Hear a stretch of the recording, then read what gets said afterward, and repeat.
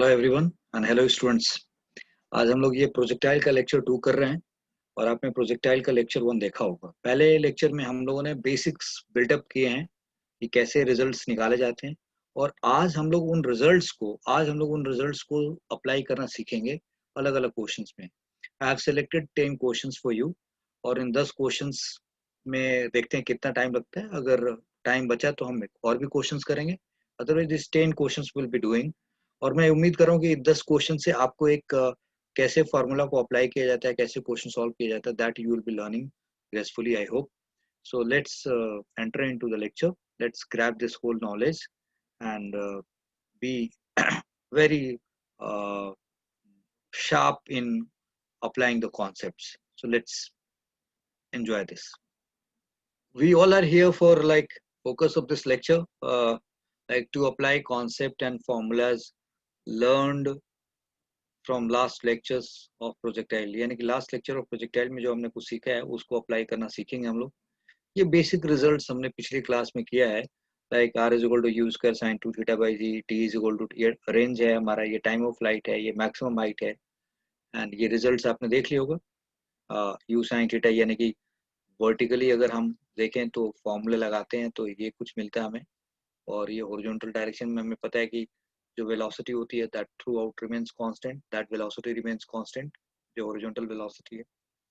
और ये हमारे पास इक्वेशन ऑफ ट्रेजेक्ट्री है, और इसी इक्वेशन ऑफ ट्रेजेक्ट्री को हम लोगों ने दूसरे फॉर्मेट में भी लिख रखा है, we have used in other format. ये भी इक्वेशन ऑफ ट्रेजेक्ट्री है।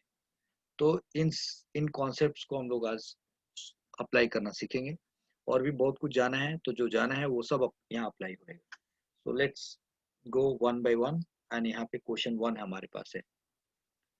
The first question is saying that a ball rolls the top of a stairway with a horizontal velocity of u meter per second, and if the steps are h meter high and b meters wide, then ball will hit the edge of nth step if n is equal to this we have to prove। तो आप इस question को पढ़ो, तब तक मैं थोड़े से आपके लिए ये छोटे से डायग्राम बनाता हूँ। Just read this question.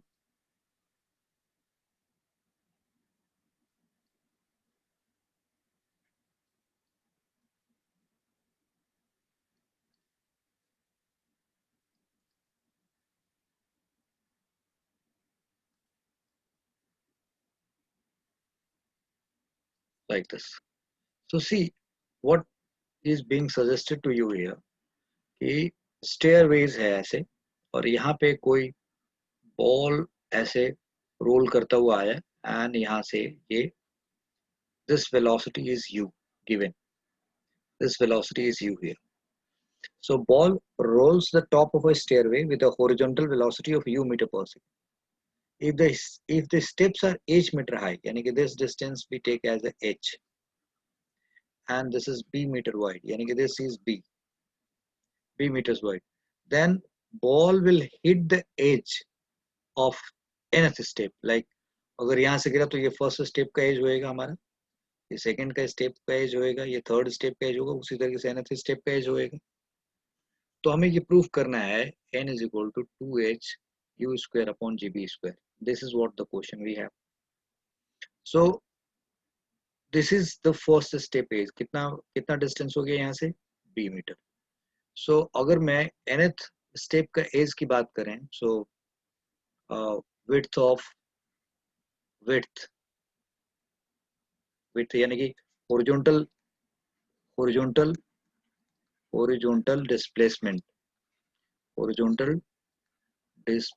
की बात करें, horizontal displacement is how much.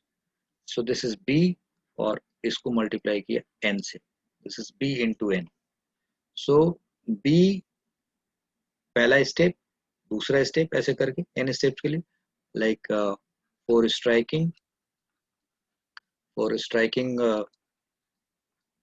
nth step, जो अगर वो nth स्टेप को स्ट्राइक कर रहा है एज पे, यहाँ पे किनारे पे जाके, सो this is b into n, horizontal displacement is b into n। और वर्टिकल डिस्प्लेसमेंट कितना हुआ जी? सो वर्टिकल डिस्प्लेसमेंट इस केस में हो जाएगा हमारा, सो h, लाइक फर्स्ट सेकेंड। अब जरा देखो ध्यान से, फर्स्ट पे गए तो H और ये फर्स्ट पे यहाँ पे B भी है, so that is going to be the NH also, this is NH. So vertical displacement is also NH, and vertical displacement is NH or horizontal displacement is BN. Now how we are going to deal with this, कैसे ये question solve होएगा? ये हमारे पास information है, ये initial velocity है हमारे पास, तो you know this will go and fall like this, ये ऐसे ऐसे ऐसे ऐसे होता हुआ है, ऐसे ऐसे ऐसे यहाँ कहीं पे जाके गिरेगा, इस जगह पे जाके गिरेगा, this is what it is going to be there.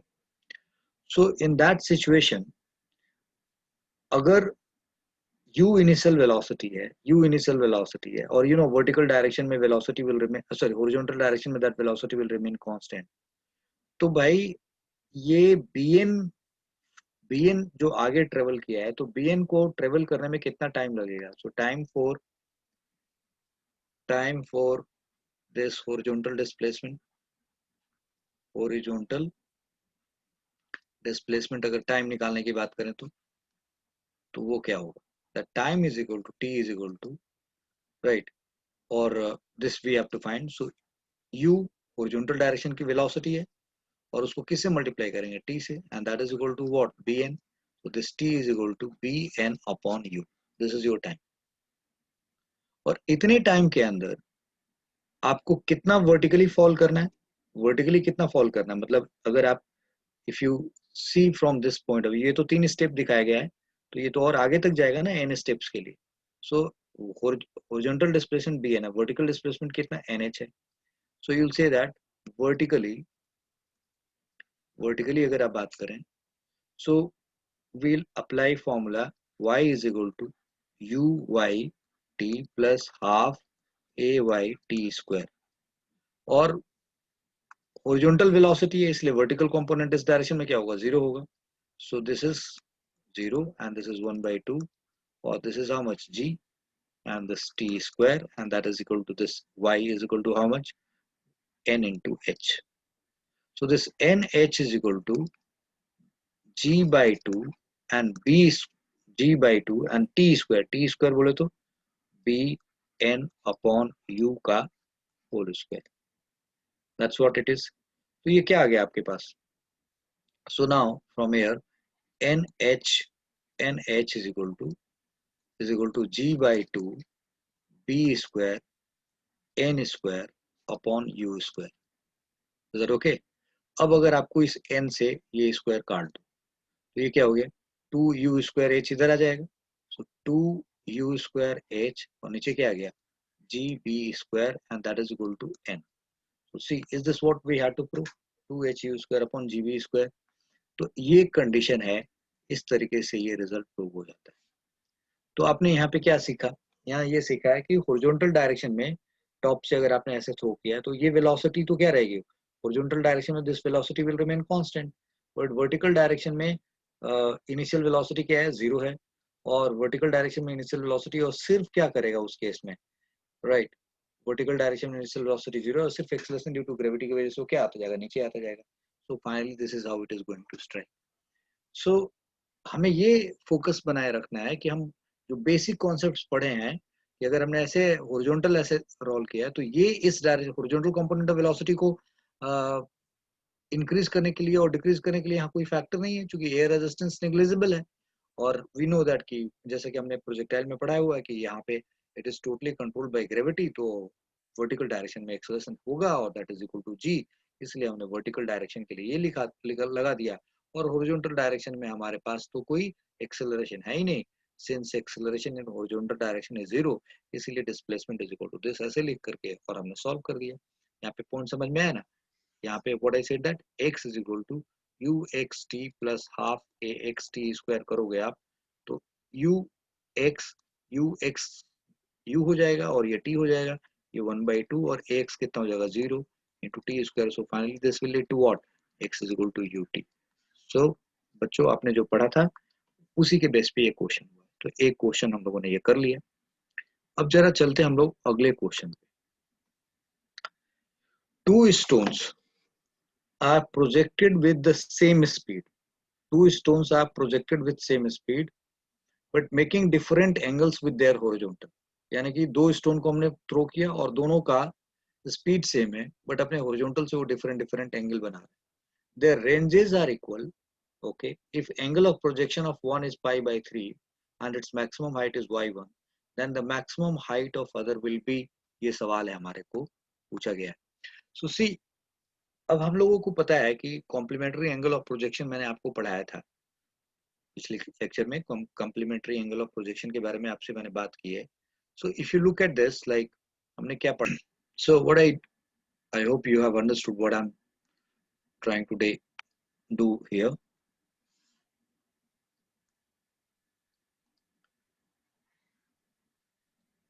अच्छे डायग्राम से चीजें थोड़ी और अच्छे तरीके से समझ में आ जाती।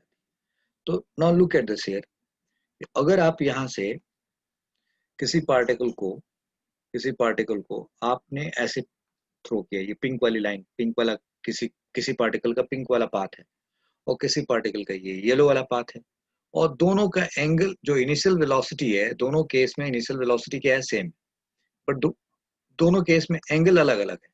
भाई एक केस में आपने ऐसे फेंक दिया, दूसरे केस में आपने कुछ इस तरीके से फेंका होगा, मतलब कुछ पिंक वाले के लिए something like this, you have thrown like this, और ये एंगल अलग अलग हो गए।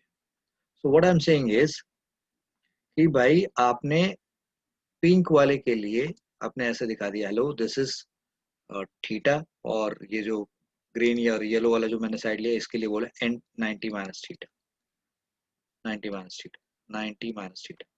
तो हमें पता है ना कि अगर हम थीटा पे और 90 माइनस थीटा पे अगर किसी पार्टिकल को फेंकते हैं तो दोनों के केस में रेंज क्या आता है हमारा, range comes out same, same range हमें मिलता है। This is what we know about it. तो इसी के ऊपर ये क्वेश्चन बेस है। So this is saying that कि अगर आपने 2 stones are projected with the same speed से आपने 2 स्टोन को प्रोजेक्ट किया है, making different angles with the horizontal के साथ अलग अलग एंगल पे फेंका है, the ranges are equal with horizontal and their ranges are equal. If the angle of projection of one is pi by 3 and its maximum height is y1, then maximum height of other will be how much? That's what the question. So see, pi by 3 और y1 आपको मालूम है. So what we are going to do here? अब एक तरीका like we will simply say that हमें दूसरे के केस में y हाइट निकालना है. तो हम लोगों ने क्या किया कि see their ranges if they yeah this is maximum height से, तो maximum height का फॉर्मूला क्या है हमारे पास, तो maximum height का फॉर्मूला हमारे पास है, maximum height का फॉर्मूला हमारे पास है u square sin square theta upon 2g, that's what we have. तो भाई जो y1 है, so y1 is equal to what, u will remain same and sin 60 degree का स्क्वायर sin pi by 3, यानी कि sin pi by 3 का आपने square कर दिया, this divided by 2g कर दिया, इट्स ओके। तो ये y1 क्या आ गया आपके पास सॉल्व होकर के, सो दिस इज ये u स्क्वायर है, u square and sin, okay ये आपने ऐसे लिख दिया। दूसरे केस में आप देखो क्या करोगे, दूसरे केस के लिए y2 लिखना होगा आपको और उसका u क्या रहेगा सेम, और sin पाई बाई 3 अगर ये है तो 90 माइनस अगर ये थीटा डिग्री आपने थीटा जो है रख लिया। अब देखो यहाँ पे थोड़ी हम लोगों से एक एरर हुई है, उस एरर को अगर हम लोग बचाना चाहते हैं, हमें उस एरर को नहीं होने देना चाहते, तो देखो हमें क्या करना पड़ेगा। तो ये 90 माइनस थीटा वाला ये जो फैक्टर है, ठीक है, और ये थीटा वाला जो फैक्टर है, इसको थोड़ा ठीक से डिजाइन कर पड़ेगा, ठीक से लिखना पड़ेगा। देखो ध्यान से, सो पहले तो ये आपके पास ये 60 डिग्री दे रखा है, सपोज कर लो ये बड़ा वाला है, क्योंकि 9 अगर थीटा 60 डिग्री होगा तो 90 माइनस थीटा की वैल्यू क्या होगी, 30 डिग्री होगी।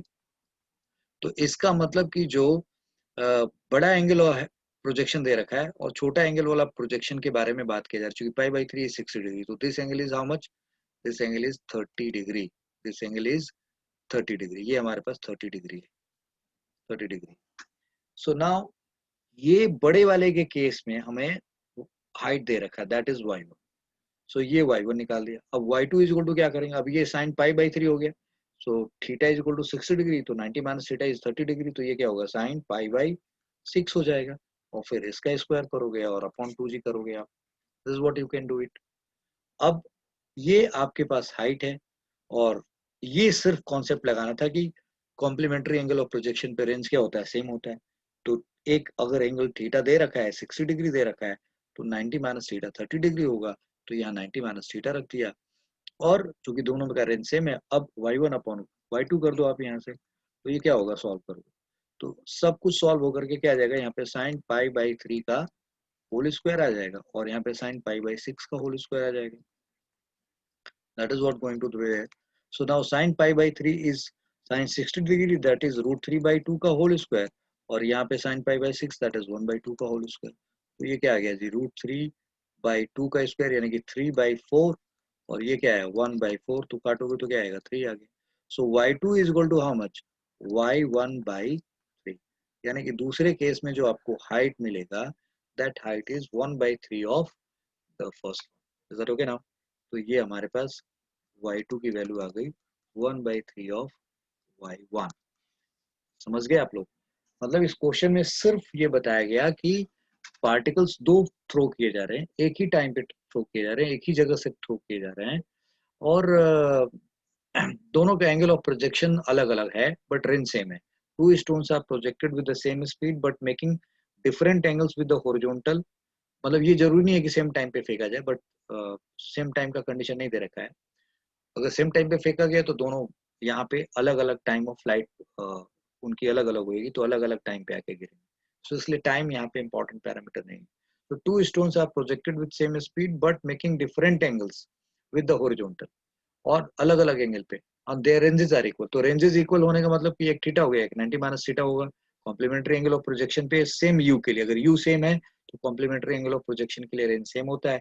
तो अगर एक थीटा दे रखा है तो दूसरा 90 माइनस थीटा हो गया, और फिर हमें एक का हाइट y1 है तो दूसरे का निकालना था। That we have followed the method and we have solved it. So this question number 2 is done. Now अब आप देखो कि ये जो रिजल्ट्स आपने पढ़ा है यहाँ पे, इन्हीं रिजल्ट्स को आपने इसी रिजल्ट को यूज किया ना, इसी रिजल्ट को यूज किया ना। कॉम्प्लीमेंट्री वाली चीज तो मैंने पढ़ाई हुई, लिखा नहीं है यहाँ पे। एंड आपने देखो अभी तक हमने इस इक्वेशन को यूज कर लिया, वी हैव यूज दिस, मतलब पहले केस में ही इस रिजल्ट को हमने यूज कर लिया। यहाँ पे यू वाला जो था दे रखा था, भाई हॉरिजॉन्टल दे रखा, वर्टिकल 0 था, हमने ये यूज किया, दोनों यूज कर लिया, राइट। और ये भी यूज हो गया, ये भी यूज हो गया। तो क्वेश्चंस कैसे सॉल्व हो रहे हैं आप समझ पा रहे हैं। Now let's talk about this question. A cannonball has a range r, on horizontal plane, and if h and h dash are the greatest height in the two paths for which this is possible, then prove that r is equal to 4 under root h h dash। मतलब एक तरीके से तोप का कोई गोला है, उसका रेंज r है और हॉरिजॉन्टल प्लेन पे है, ऐसे। A cannonball has a range of r on horizontal plane. If h and h dash are greatest height in the two paths, तो फिर वही कहानी आ गई, एक तरीके से सेम सिचुएशन आ गई। तो अब हम लोग देखो यहाँ पे क्या करने जा रहे हैं कि हमें हाइट के बारे में, दोनों हाइट के प्रोडक्ट्स को लेकर के उनका रूट करने पे, 4 से मल्टीप्लाई करने पे वो रेंज के बराबर आ रहा है, and this is what we need to prove. Yes, तो क्या करेंगे हम लोग यहाँ पे, सो विल जस्ट सिमिलरली जैसे अभी यहाँ किया था, यही वाला डायग्राम मान के चलो, समथिंग लाइक दिस। इसी परसेप्शन को, इसी डायग्राम को यूज कर लो। यहाँ पे ये थीटा और 90 माइनस थीटा समझ लेना, यानी कि एक थीटा और एक 90 माइनस थीटा है, और एक h1 है और एक h2 है, या एक h है और एक h डैश है। तो इसी कॉन्सेप्ट को यूज कर लिया। सो नाउ h की वैल्यू क्या होगी, what is this h? h will be u square sine square theta upon 2g। Yes, ऐसे लिखेंगे, पहले लिख देते हैं यहाँ पे कि since range is same and a cannonball has range r, right, range is same, and u के बारे में अलग से कुछ मेंशन नहीं किया हुआ, तो हम ये मान के चलेंगे कि same range on horizontal plane कहा जा रहा है। तो ये u डिफरेंट नहीं होने की जा रहा है, range is same and u is, and keeping u constant, u को हमने कांस्टेंट रखा। तो θ1 शुड बी थीटा, राइट, और θ2 जो होना चाहिए वो क्या होना चाहिए, 90 माइनस थीटा। तब जाकर के ये हो पाएगा। यही हमने पढ़ा ना कॉम्प्लीमेंट्री एंगल ऑफ प्रोजेक्शन। तो h is equal to this u square sine square theta by 2g। और अगर h डैश की बात करेंगे तो वो क्या होगा, u square sign 90 minus theta, और अब इसका स्क्वायर करो क्योंकि दूसरा एंगल ये होगा, दिस अपॉन 2g। ये h और h डैश होना चाहिए। तो यार h डैश का रिजल्ट क्या होगा, इनका प्रोडक्ट क्या होगा, h इंटू एच डैश अगर करेंगे तो ये सॉल्व करोगे तो ये u स्क्वायर का स्क्वायर हो गया एंड साइन स्क्वायर थीटा, और ये क्या होगा, sine 90 minus theta is cos theta, यानी कि कॉस स्क्वायर थीटा, यानी कि साइन स्क्वायर थीटा, और ये क्या आ गया, कॉस स्क्वायर थीटा हो गया। और नीचे क्या आ गया आपके पास, 2g, और 2g यानी कि 2g का स्क्वायर हो गया। ओके, अब आप अगर देखो यहाँ से तो हम इसको ऐसे लिख लें, u square sine square theta cos square theta upon 2g का होल स्क्वायर, ऐसे कर दिया। और एक काम करता हूँ मैं यहाँ पे, एक 4 ऊपर मल्टीप्लाई कर देता हूँ और एक 4 नीचे मल्टीप्लाई कर देता हूँ, तो ये मैंने मल्टीप्लाई किया, ऐसे वी हैव डन इट। तो अब ये रिजल्ट क्या हुआ, एच डैश का प्रोडक्ट आया कितना, 4 you square sine square theta cos square theta and नीचे क्या आ गया जी, 2g का रिजल्ट। अब हमने वो नहीं यहाँ पे क्या किया, this what we have done is, अब यहाँ पे ये 4 तो हमने यहाँ लेते हैं, 2g स्क्वायर हो गया, और एक 4 हमने पास यहाँ पे बचा हुआ है, this is what we have. तो अब देखो ये इस 2 का स्क्वायर ये क्या होगा, ये 2 का स्क्वायर 4 बनेगा।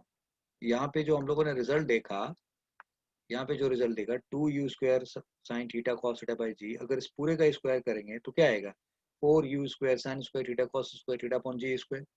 तो अगले स्टेप में हम लोग यहाँ पे क्या कर ले जा, हम लोग करने जा रहे हैं 4u square sine square theta cos square theta, यहाँ 4 रखा, यहाँ एक 4 रखा, ये 4 हमने यहाँ यूज कर लिया, और इसको ऐसे लिख देते हैं 4u square sine square theta cos square theta, और नीचे हमारे पास हो गया जी स्क्वायर, और ये 2 का स्क्वायर 4 और 4 this is 16, we have done it like. Now ये पूरा रिजल्ट क्या बना, can we write this is R square by 16, इसको आर स्क्वायर बाई 16 रख लिया। So H dash is equal to R square by 16। यहाँ तक हम लोगों ने ये प्रूव कर दिया। अब हम लोग इस क्वेश्चन को फाइनल रिजल्ट पे लेके चले आते हैं।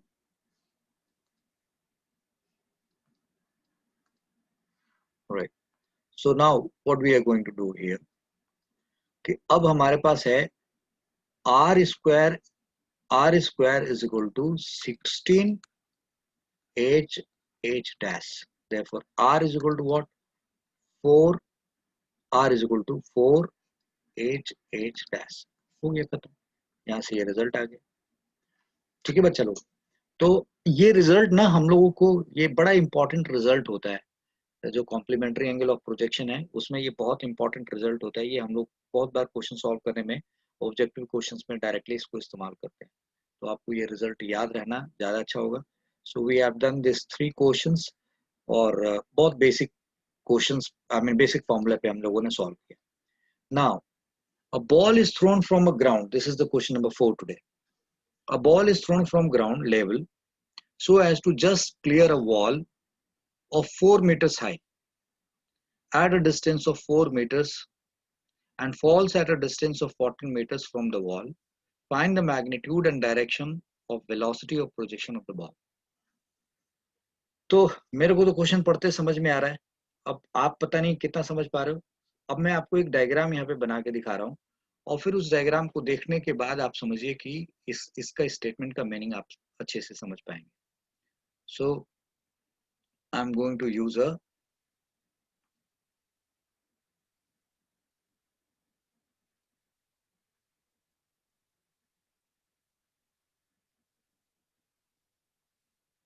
आप क्वेश्चन पढ़िए अच्छे से, आप अच्छे से क्वेश्चन पढ़िए और आपका ध्यान क्वेश्चन पे रहना चाहिए अभी।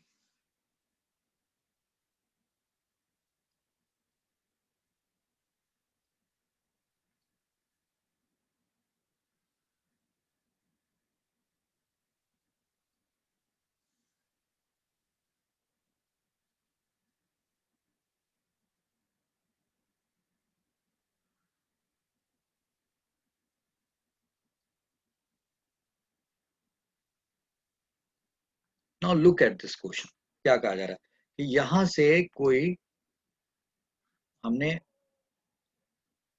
बॉल इज थ्रोन, ये बॉल हमने थ्रो किया कुछ इस तरीके से, और ये बॉल थ्रो करने पे हमने ये देखा, ये बॉल जब थ्रो कर रहा है तो ball is thrown from ground level से so as just so as to just clear a wall 4 metre high, यानी कि इस बॉल को ऐसे फेंका कि ये सिर्फ इस वॉल को बिल्कुल छू के पास कर जा रहा है। छू के पास में ग्रेजिंग भी लिख सकते हैं, या इसको क्लियर कर पाया, जस्ट लिखा हो ना, जस्ट क्लियर अ वॉल, यानी कि इसका हाइट इससे इस पॉइंट पे यहाँ से और ऊपर से नहीं जा रहा, बिल्कुल उसको छूते हुए जा रहा है, ऐसे मान के चले। And this wall is where so as to just clear a wall of 4 metre high at a distance of 4 metre. तो ये 4 मीटर डिस्टेंस कहाँ से दे रखा हुआ है, ये यहाँ से डिस्टेंस दे रखा है। This 4 metre distance is from here to here, ये 4 मीटर का डिस्टेंस दे रखा है आपके लिए। और ये जो 4 मीटर का डिस्टेंस दे रखा है, दिस इज 4 मीटर। एंड अब कहा जा रहा है कि at a distance of 4 meters and falls a distance 14 metre from the wall, यानी कि यहां से जाने के बाद ये यहाँ से 14 मीटर की दूरी पे गिरता है, यानी कि this distance is given to you 14 metre. और अब कहा जा रहा है कि अगर ऐसा है, ये this is 4 metre and this is 14 metre and this is 4 metre, something like this, ये चार 4 metre and this is 14 metre. तो आप बताओ कि जो ये u है और जो ये थीटा है क्या होगा। आपको वेलोसिटी ऑफ प्रोजेक्शन निकालना है, मतलब उसका मैग्नीट्यूड भी निकालना है और उसका डायरेक्शन भी निकालना है। This is what the question, यानी कि एक बॉल को ऐसे फेंका कि बिल्कुल किसी तरीके से इस ऐसे पार कर जाए, इसको ठीक ऊपर से पास कर जाए, और फिर ऐसे होता हुआ ये आगे कहीं पे जाके गिरेगा। That is what the question is. तो ये 14 मीटर आगे गिरता है और ये 4 मीटर और ये 4 मीटर है, तो आपको यू और थीटा को निकालना है। अब आप क्या करेंगे, तो देखो आप कोई भी, let me take you to the first page, right. You see, क्या कोई फॉर्मूला है जो डायरेक्टली क्वेश्चन को सॉल्व करा, नहीं, हर बार क्वेश्चन को पढ़ने के बाद आपको मीनिंग निकालना पड़ता है, लैंग्वेज से आप मीनिंग समझते हैं और फिर देखते हैं कि कैसे उन कॉन्सेप्ट्स को हमें अप्लाई करना है। Yes, so now here in this case क्या करेंगे हम लोग, आई एम सेइंग दैट कि ये आपको 4 मीटर दे रखा है और ये 14 मीटर दे रखा है, यानी कि टोटल ये कितना हो गया जी आपके लिए, that range is given to you how much, this total range is, this is your range, और दैट रेंज इज 18 मीटर, ये आपके पास रेंज हो गया बेटा। और रेंज आपके पास ये 18 मीटर का आ गया, 18 मीटर का आपके पास रेंज है, और आपके पास ना यू है ना थीटा है, बट आपको ये एक्स पता है और ये आपको वाई पता है कि अगर ये 4 मीटर है और ये 18 मीटर है और ये कितना है 14 मीटर है। यस, सो रेंज की वैल्यू आपको मालूम होगी, यानी कि रेंज इज इक्वल टू आपके पास क्या आ गया, रेंज इज आ गया 18 मीटर। सो कैसे आप यू और थीटा निकालेंगे, that is what the point is. तो मैं आपको एक रिजल्ट लेके जा रहा हूँ, क्योंकि यहाँ पे आपको एक्स मालूम है, you see this is X you know, and this Y you know, this is X and this is Y, यानी कि 4 मीटर पे 4 मीटर की हाइट भी है, 4 मीटर यहाँ से आगे जाओ तो ये 4 मीटर भी आपको दिखाई दे रहा है, यानी कि एक्स और वाई आपको मालूम है, यानी कि X is equal to 4, then Y is coming out 4 metre. तो एक एक्स दे रखा है, एक वाई दे रखा है, ये आर दे रखा है, आपको यू और थीटा चाहिए। तो आप क्या जुगाड़ लगा सकते हैं, तो देखिए इस क्वेश्चन को अगले पेज पे ले जाकर सॉल्व कर देते हैं। So this range is given is 18 metre, the range is 18 metre है हमारे पास, ये रेंज हमारे पास 18 मीटर है। तो अब हम क्या करेंगे, फॉर्मूला लगाएंगे y is equal to x tan theta R minus x upon R, चूंकि हमें रेंज भी मालूम है, एक्स भी मालूम है, वाई भी मालूम है, एक्स मालूम है, वाई मालूम है, आर मालूम है, एक्स मालूम है, थीटा नहीं मालूम है। तो इस डाटा से, ये जो दे रखा कॉन्सेप्ट, इस डाटा से हम पहले थीटा निकाल सकते हैं डायरेक्टली। अब अगर ये फॉर्मूला आपको याद ना हो, सिर्फ इक्वेशन ऑफ ट्रेजेक्ट्री के नाम पे आप यही फॉर्मूला जानते हो, यानी कि जो पहला फॉर्मूला लिख रखा है, तब तो आपके लिए बहुत मुसीबत हो जाएगा ना, फिर आप फंस जाएंगे। तो इसीलिए ये फॉर्मूला का फॉर्मेट भी याद रखना जरूरी है। So now here this is given, so 4 is equal to 4, this is 10 theta, और यहाँ पे r is 18 and this x is 4, और now this is 18, this is what we have. तो ये क्या बना जी, ये 4 4 तो कट गया जी, यहाँ पे 10 थीटा आ गया, तो 10 थीटा की वैल्यू क्या आ गई, this comes out 18 upon 18 minus 4 that is 14। तो इसको आप सॉल्व करोगे तो ये क्या आ गया 9/7। सो दिस टेन थीटा की वैल्यू आ गई आपके पास 9/7 आ। अब अगर टेन थीटा 9/7 है, ठीक है, टेन थीटा की वैल्यू आ गई, तो बताओ कॉस थीटा की वैल्यू क्या होगी, how much this cos theta कितना हो सकता है। और अब आप देखो आपके पास एक तो इस टेन थीटा की वैल्यू आपने निकाल दिया, कॉस थीटा की वैल्यू क्यों निकालने की बात करूं वो भी समझा रहा हूं मैं, पहले कॉस थीटा की निकालते हैं यहाँ पे वैल्यू। सवाल ये है कि टेन थीटा तो आपने निकाल लिया, अब आपके पास रेंज दे रखा है पूरा, ठीक है ना, तो अब आप रेंज मालूम है और टेन थीटा मालूम है, तो मैं ये कॉस थीटा और साइन थीटा निकलवा रहा हूँ, थोड़ी देर में पता चल जाएगा। तो ये देखो इसको क्या मानो परपेंडिकुलर, ये क्या हो गया बेस, ये परपेंडिकुलर पर बेस हो गया, तो कॉस थीटा क्या हो जाएगी 7 base upon hypotenuse. So this is 9 का स्क्वायर दैट इज 81 एंड 7 का स्क्वायर दैट इज 49। यस, ये परपेंडिकुलर है, ये बेस है, सो बेस अपॉन हाइपोटेनस, तो ये क्या आ गया जी 7 डिवाइडेड बाई 189 ये 90 130, ये आपका कॉस थीटा आ गया। और अगर साइन थीटा निकालोगे तो ये क्या आएगा जी, तो साइन थीटा निकालो जाओगे तो 9/√130 आएगा, ये आ गया आपका, ये कॉस थीटा आ गया और ये साइन थीटा आ गया। जैसे ही टेन थीटा निकला आपके पास ये रिजल्ट आ गया। आपको यू निकालना है, अब आपके पास ये फॉर्मूला आप यूज कर लीजिए, R is equal to u square sine 2 theta by g कर दीजिए, रेंज मालूम है आपको, यू निकालना है, so this is 18 u square, we don't know how much this is, and sine 2 theta मतलब 2 साइन थीटा की वैल्यू मतलब 2 बाई दिस 130, और cos 30 की वैल्यू है मतलब 7 डिवाइडेड बाई √130 और बाई जी दैट इज 10। हो गया जी, हमने ऐसे जी को 10 मानकर क्वेश्चन सॉल्व कर रहे हैं। अब इससे चले तो ये क्या हुआ 18 इंटू 10, यहाँ पे 180 आ गया, नीचे क्या आ गया 2, ये क्या आ गया 9, ये क्या आ गया 7, ओके, ये यहाँ पे आ गया, ये पूरा टर्म यहाँ लेते हैं, और ये √130 और √130 यहाँ पे आके क्या बन गया 130 आ गया, and that is equal to what u square. बच्चा लोग समझ गए, R is equal to u square sine 2 theta by g. आपके पास कॉस थीटा की भी वैल्यू है, साइन थीटा की भी वैल्यू है, तो आप यहाँ से ये निकाल सकते थे, और या तो आप दोनों को मल्टीप्लाई करते तभी 2 साइन थीटा कॉस थीटा दोनों की वैल्यू इतना ही निकालते ना भाई, तो ये 180 हो गया, और ये 2 नीचे रख दिया, ये 9 7 इधर हो गया, ये दोनों का √130 ऊपर चला गया। अब तो इसको अगर हम सॉल्व करें तो ये क्या मिलने वाला है, 9 और 2 18, और ये काटेंगे तो क्या आएगा 10 आएगा। So now 1300 divided by 7 that is equal to u square. Therefore u is equal to how much?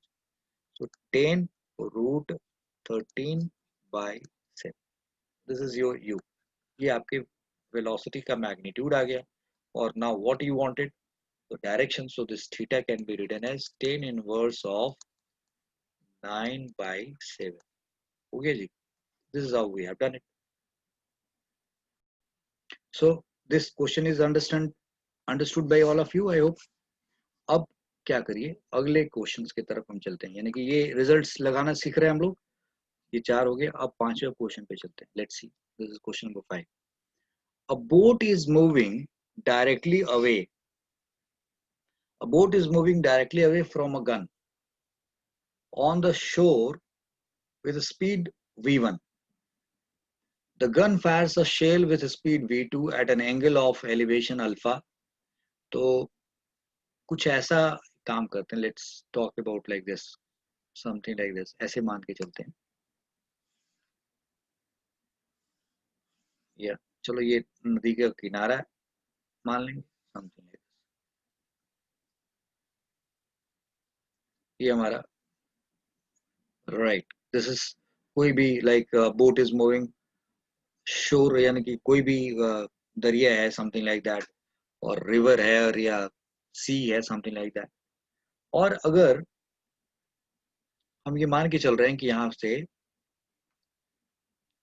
हमने एक बोट बना के दिखाया आपको, ये एक बोट है, and this boat is travelling, a boat is moving directly away from gun on the shore with speed v1,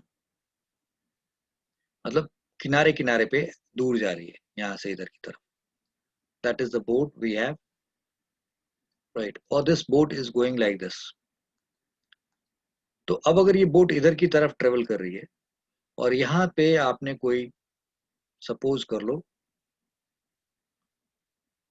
gun fires a shell with speed v2 at an angle of elevation alpha. अब यहाँ से आप उम्मीद करो कि आपने कुछ इस तरीके से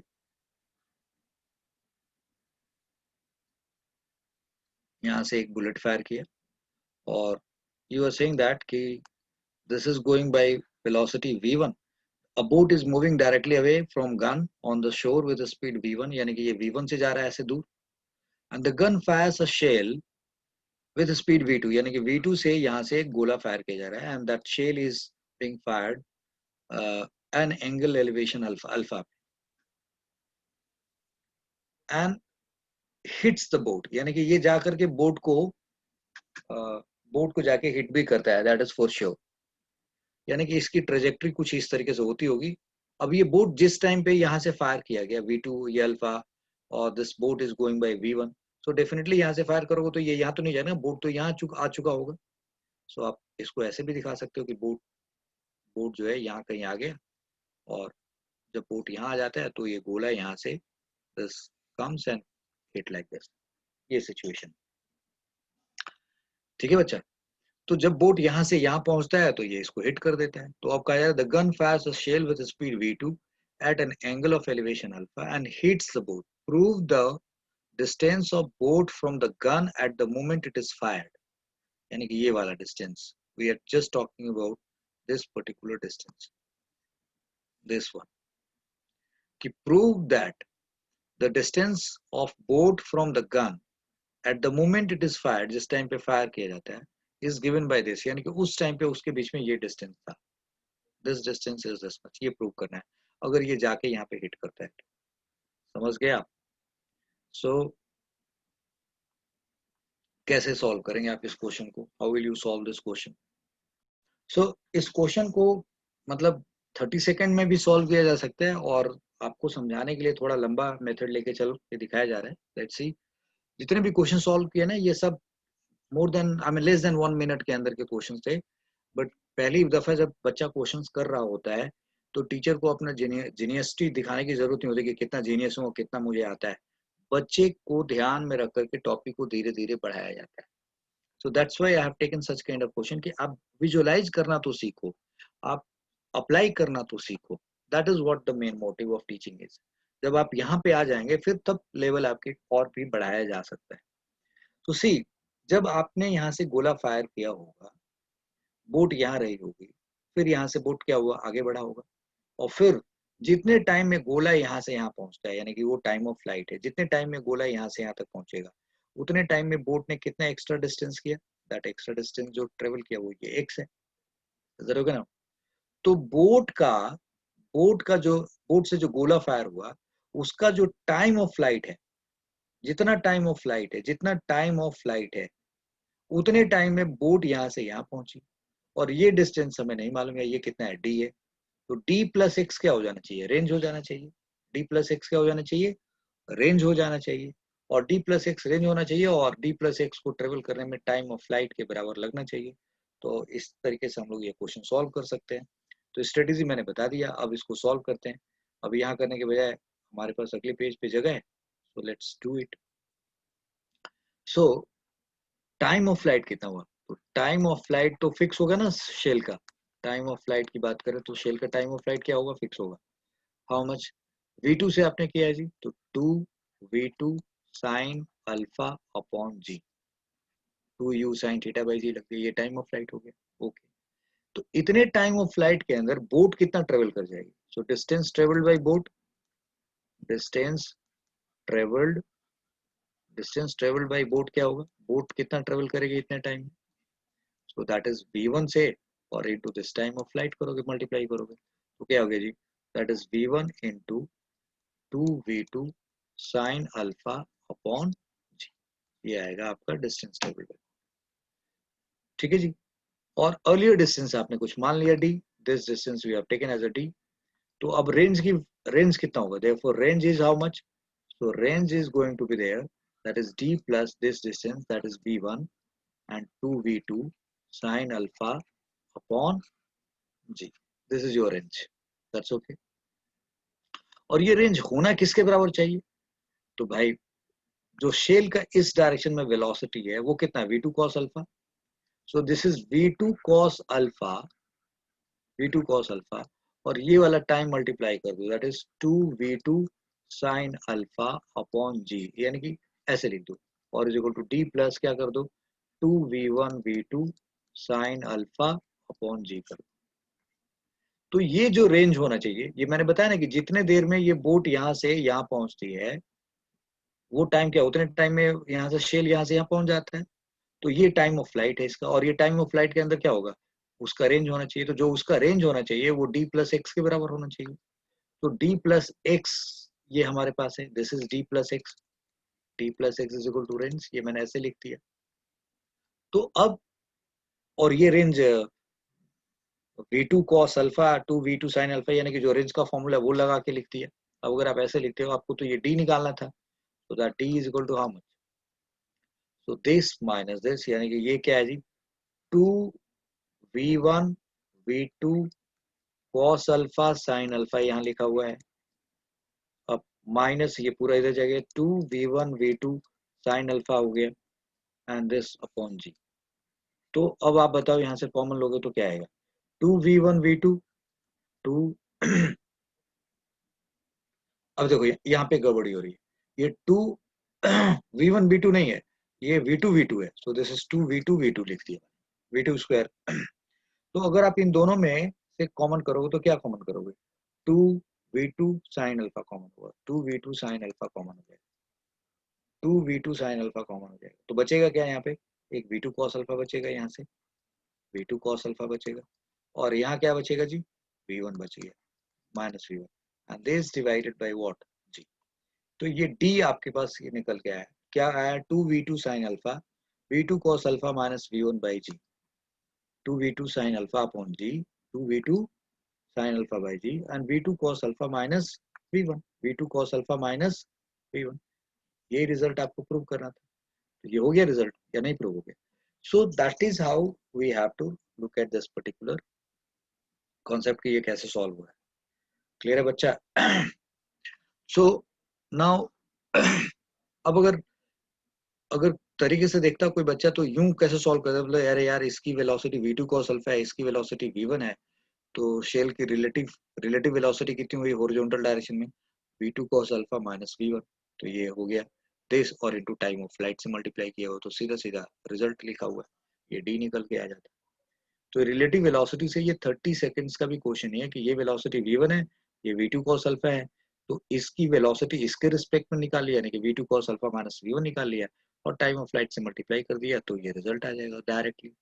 एनीवे समझ पाए तो ठीक है, वरना मैंने बेसिक से आपको सॉल्व कर दिया है और बता दिया कि ये कैसे सॉल्व हो रहा है। Now we have done question number 5, now we should look for some अब थोड़ा सा ट्रिकी क्वेश्चंस की तरफ। Now this is question number 6। ये थोड़ा आपको क्वेश्चन जो है जब आप खुद ट्राई करते हैं ना तो आपको बहुत टाइम लगता है इस क्वेश्चन को सॉल्व करने में। This is something very tricky question. Why tricky, चूंकि ये सब्सटीट्यूशन बेस है, सब्सटीट्यूशन बेस, अगर आप सही तरीके से सब्सटीट्यूट कर पाए तो सॉल्व होगा, वरना नहीं होगा। तो पहले इस क्वेश्चन का हम लोग डायग्राम अच्छे से बना लेते हैं ताकि आप समझ पाए। So now look at this question. Question में कहा जा रहा है कि a particle is thrown over a triangle, ये एक ट्रायंगल है, you can name it O A B, ठीक है, ये एक ट्रायंगल है। A particle is thrown over a triangle from one end of horizontal base, horizontal base यानी कि इस ट्रायंगल का ये हॉरिजॉन्टल बेस है, और इस हॉरिजॉन्टल बेस के एक एंड से हमने किसी पार्टिकल को थ्रो किया।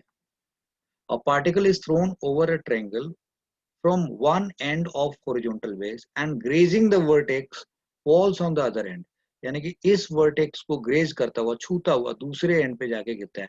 At the other grazing the vertex falls on the other end of the base, यानी कि बेस के दूसरे एंड पे जाके गिर जाता है। ये particular situation, if alpha and beta are the base angle, यानी कि this is alpha and this is beta, ये बेस एंगल है, and theta be the angle of projection, यानी कि this angle is angle of projection, अगर ये theta है आपका, तो आपको प्रूव करना है कि tan theta is equal to tan alpha plus tan beta. ये रिजल्ट भी आपको याद रखना पड़ेगा बेटा, ये रिजल्ट भी याद रखोगे। एंड जो मैंने आपको यहाँ पे बताया r is equal to 4h dash, ये रिजल्ट भी याद रखने लायक है, ठीक है। और ये तो स्पेसिफिक है, this is not so right, वो क्वेश्चन थे बट वो दो रिजल्ट्स आपको, ये जो मैंने बताया ये और एक पिछला रिजल्ट याद रखना चाहिए। तो आपने अगर u वेलोसिटी से किसी को यहाँ से फेंक दिया, अब ये सॉल्व करने जा रहा है, मैं ये प्रूव करना है, this we need to solve it और प्रूव करना है। तो अगर u से फेंका, ये एंगल थीटा है, ये अल्फा है और ये b है, तो कैसे सॉल्व करेंगे आप यहाँ पे, how can you solve this question. तो मैंने बताया कि ये बहुत टाइम ले लेगा अगर आप खुद ट्राई करेंगे, और फर्स्ट टाइम ट्राई करने पे स्टूडेंट्स को वाकई परेशानी होती है इस क्वेश्चन में। तो देखो ये सब्स्टिट्यूशन कैसे काम आ रहा है, राइट। तो आप यहाँ से एक परपेंडिकुलर ड्रॉ कर दीजिए ऐसे, एक परपेंडिकुलर ड्रॉ, और आप ये एज्यूम करिए कि ये डिस्टेंस यहाँ से यहाँ तक x है, this is how much x, this is x। और फिर ये क्या हो गया, अगर ये x है तो इसको क्या कहेंगे, तो आप जरा देखिए यहाँ पे, अगर आपने इसको x माना, इसको y माना, तो ये क्या है जी, r माइनस एक्स होगा, क्योंकि आपने यहाँ से इसको थ्रो किया है और यहाँ से जाता वो कहाँ गिरा है, यहाँ पे गिरा है। तो इसका रेंज कितना हुआ जी, ये टोटल r होना चाहिए। अगर ये टोटल r, चूंकि यहाँ से आपने ये पॉइंट ऑफ प्रोजेक्शन है, ये पॉप एंड पॉस है, तो पॉप और पॉस के बीच का जो हॉरिजॉन्टल सेपरेशन होता है वो रेंज होता है, तो ये रेंज होगा। अगर ये x है तो ये हमारा क्या होगा, r माइनस एक्स होगा। एनी डाउट अबाउट दिस, होना नहीं चाहिए। तो अगर ये x है तो ये r माइनस एक्स है। This angle is alpha, this angle is beta, और ये अगर x है और ये हमने इसको क्या मान लिया, y। यानी कि इसके ट्रेजेक्ट्री में जो ये प्रोजेक्टाइल फायर हुआ, इस प्रोजेक्टाइल के ट्रेजेक्ट्री में यहाँ से x डिस्टेंस पे y हाइट हमें अचीव हो रहा है, x पे y अचीव हो रहा है। Is that clear now. तो अब हम इस क्वेश्चन को सॉल्व करने के लिए चलते हैं, and we should use the space what we have here. तो हम लोग जो फॉर्मूला पढ़े हैं, y is equal to x tan theta r minus y is equal to x tan theta r minus x upon r, ये वाला formula याद होगा, पढ़ा है हमने। तो एक काम करते हैं, अब हमने क्या कहा, ये हमारे पास y है, ये x है, ये x है और ये y है। So what we are going to do is, और इसको हमने y मान रखा है, तो जब x हमने लिया, यानी कि हमने इस, और ये हमारा, ये क्या है, एंगल ऑफ प्रोजेक्शन है हमारा, तो इस फॉर्मूले को यूज करते हैं हम लोग। सो y इज इक्वल टू, पहली बार x यूज किया and this is tan theta लिखा, और रेंज यानी कि r माइनस, यानी कि जब x ट्रेवल किया r minus x by r, ये हमारा फर्स्ट केस हो गया यूजिंग दिस। यहाँ से क्या है, y by x is equal to क्या आ गया जी, टेन थीटा, और ये आ गया r minus x by R आ गया, ठीक है, कोई डाउट नहीं, दिस इज ऑल फाइन। और y बाई एक्स को हम लोग क्या लिख सकते हैं, y बाई एक्स को हम लोग लिख सकते हैं tan of alpha. Now this tan alpha is equal to tan theta, और this is r minus x by R आ गया हमारे पास, एक रिजल्ट तो ये हो गया। ये रिजल्ट आपने लिख दिया यहाँ पे, tan alpha is equal to tan theta r minus x by r. अब जरा इस रिजल्ट को आप ऐसे देखिए फिर से, नाउ दिस आल्सो इंप्लाइज, इसको और आगे बढ़ाइए। So y is equal to x tan theta आपने लिख दिया, और अपॉन r कर दिया, x tan theta upon r कर दिया, और इसको लिखा r माइनस एक्स। और अगले स्टेप में अब इसको आप y r माइनस एक्स लिखिए, तो ये क्या है जी, x tan theta upon r आ जाएगा, आएगा ना। और y upon r minus x क्या होगा इस फॉर्मूले से, y upon r minus x that is tan beta. So this is tan of beta is equal to x tan theta upon r। सो यहाँ से ये जो रिजल्ट है इसको यूज किया ऐसे, तो एक बार ऐसे लिख लिया y बाई एक्स, ये टेन अल्फा हो गया, समथिंग लाइक दिस। और एक बार इसको ऐसे यूज किया, इसी रिजल्ट को ऐसे यूज किया, तो y upon r minus x लिखे तो ये रिजल्ट आएगा।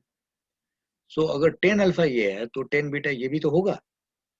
तो हमें क्या प्रूव करना है, हमें प्रूव करना है tan theta is equal to tan alpha plus tan beta, यानी कि tan alpha plus tan beta की वैल्यूज अगर हम निकालना चाहें तो यहाँ से क्या होगा ना, ten of alpha plus tan of beta अगर हमें कोई बोला करने के लिए, तो ये क्या आएगा, left hand side is equal to this, ऐसे यूज। तो ये क्या बनेगा जी, tan alpha right hand side is equal to, ऐसे करिए, right hand side is tan alpha plus tan beta, tan alpha की वैल्यू रख दी tan theta R minus x by R, ऐसा रख दिया, और टेन बीटा की वैल्यू रख दी एक्स टेन थीटा अपॉन, ऐसा रख दिया। अब इन दोनों में आप क्या कर लेंगे, टेन थीटा कॉमन कर लीजिए, तो अब आपके पास क्या आ गया, r minus x by r और फिर एक्स बाई आर, ये है ना result.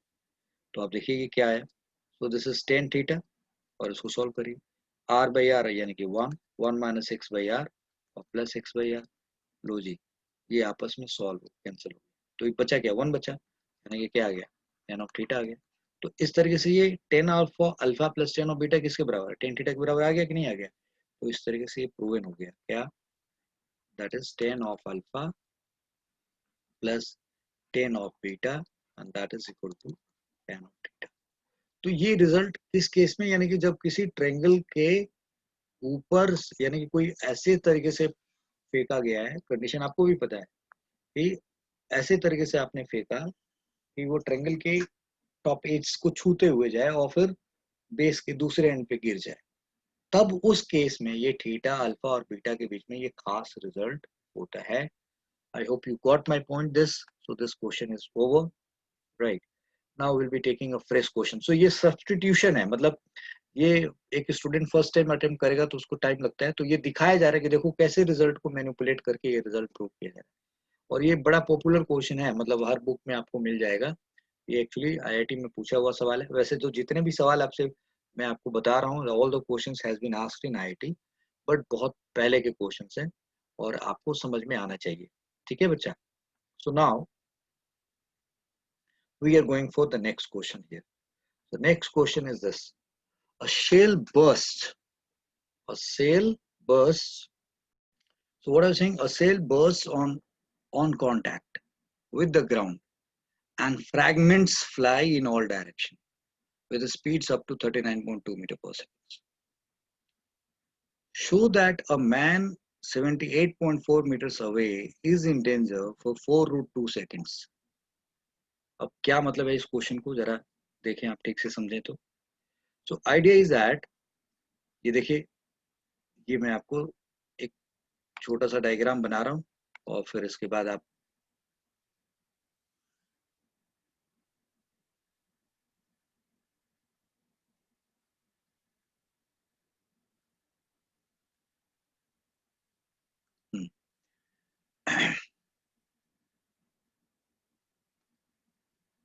So what we are saying that कि अगर मान लो कि यहाँ पे कोई बम आया और गिर गया कहीं से भी, एनीवेयर, इधर से आया एक बम यहाँ पे, शेल, और ये बर्स्ट कर जाता है, फट जाता है, और यहाँ पे कोई बंदा खड़ा है, he is standing like this and this separation is 78.4 metre.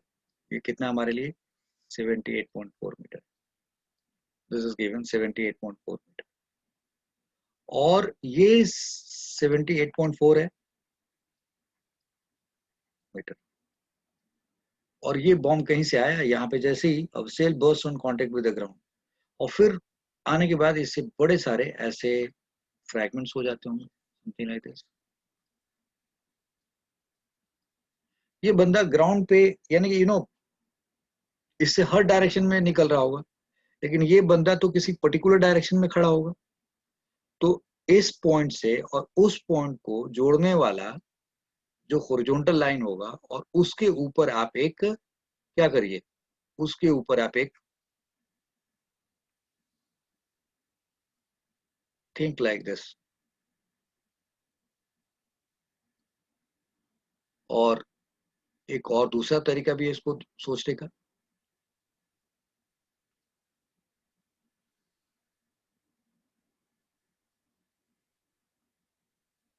देखना है आपको, एंड नाउ सी, क्या आपने समझा यहाँ पे या नहीं समझा, ये देखना है। अभी तक आप क्वेश्चन समझ पाए कि नहीं समझ पाए, तो एक अच्छा डायग्राम अगर आप इमेजिन कर पा रहे हैं तो क्वेश्चन काफी हद तक क्लियर हो जाता है। So what I said that कि अगर आप देखें यहाँ से कि यहाँ बॉम्ब गिरा, बॉम्ब गिरने के बाद इससे शेल फटने के बाद बड़े सारे फ्रैगमेंट्स हो गए और ये बंदा यहाँ से 78.4 मीटर की दूरी पे है। तो एक बच्चा दिमाग में ये सोचेगा कि सर यहाँ पे अप टू 39.2 मीटर पर सेकेंड लिखा हुआ है, इसका क्या मतलब है? You know, he is standing at a particular position and हम यहाँ पे इसकी मैक्सिमम वेलोसिटी लेके चलेंगे।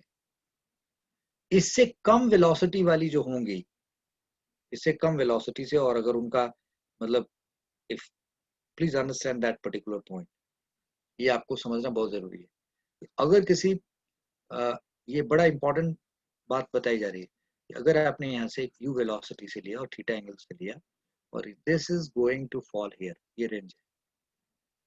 तो अगर आप इस यू को, ये जो यू है, जो ये यू है, इस यू को कम कर देंगे, इस यू को कम कर देंगे, if you decrease this you, so what do you think, the range will be same और डिफरेंट? अगर ये यू इससे कम होगा, अगर यू ज्यादा होगा तो रेंज और आगे जाएगा, अगर यू और बढ़ेगा तो रेंज और आगे जाएगा, अगर एक यू और ज्यादा होगा तो रेंज और आगे चला जाएगा फॉर सेम थीटा।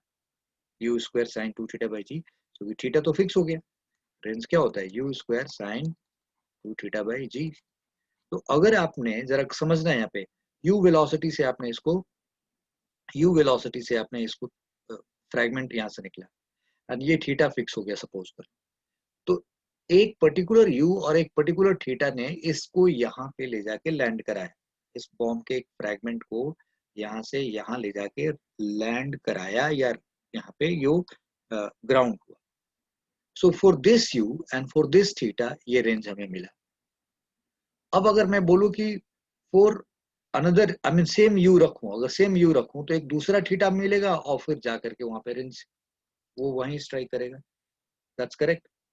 नाउ हो सकता है कि इससे ये जो बड़ा वाला थीटा है, ये जो बड़ा वाला थीटा है, समझ पे आया, बड़ा वाला थीटा और छोटा वाला थीटा के बीच में, बड़ा वाला थीटा और छोटे वाले थीटा के बीच में, मतलब एक थीटा थीटा और एक 90 माइनस थीटा के बीच में कोई पार्टिकल ऐसा हो जिसकी वेलोसिटी इस 39.2 से कम है और उसका यू क्या है, 39.2 से उसका यू कम है और उसका थीटा इससे बड़ा है, तब उस केस में क्या होगा भाई, साइन 2 थीटा की वैल्यू, तो भाई जैसे वो थीटा हुआ तो वो तो चेंज हो गया, और अगर उस यू की वैल्यू साइन 2 थीटा बड़ा हो गया तो ये वैल्यू पहले से थोड़ी बढ़ जाएगी, लेकिन वो यू की वैल्यू क्या होगी, थोड़ी कम होगी। तो हो सकता है कि वो फिर यहाँ पे एक और बीच का बुलेट भी, इसमें बीच का बुलेट यहाँ पे भी जाके फिर से वो लैंड कर सकता है। आपको मेरा ये पॉइंट समझ में आ रहा है? ये बहुत अच्छा क्वेश्चन है। All the questions which I have chosen is good, ताकि बच्चे के विजुअलाइजेशन को बढ़ा सके। मैंने ये कहा, ये बहुत अच्छे से समझना है आपको। एक बार एक बंदे ने यहाँ से, फिर से ये बात समझा रहा हूँ, यहाँ से आपने कोई कंचा फेंका और ये कंचा यहाँ से जाके आपके फ्रेंड ने यहाँ कैच कर लिया, कंचा फेंका। अगर इस u से और इस थीटा से, यानी कि इस वेलोसिटी से कम वेलोसिटी से और कम एंगल से फेंकोगे, इसकी वेलोसिटी से कम, इसकी वेलोसिटी से कम और इसकी थीटा से कम फेंकोगे, तो वो यहाँ गिरेगा, यहाँ गिरेगा, यहाँ गिरेगा, यहाँ तो नहीं आएगा। आप समझ गए मेरी बात? तो जो मैक्सिमम वेलोसिटी वो कितना, 39.2, तो हमने एक मैक्सिमम वेलोसिटी 39.2 ले लिया और उस मैक्सिमम वेलोसिटी के लिए एक सबसे छोटा एंगल ले लिया, और उस मैक्सिमम वेलोसिटी और सबसे छोटा एंगल के लिए वो ये रेंज था। दैट्स ओके नाउ, ये मैक्सिमम वेलोसिटी है और सबसे छोटा एंगल ले लिया, यहाँ पे आ गया।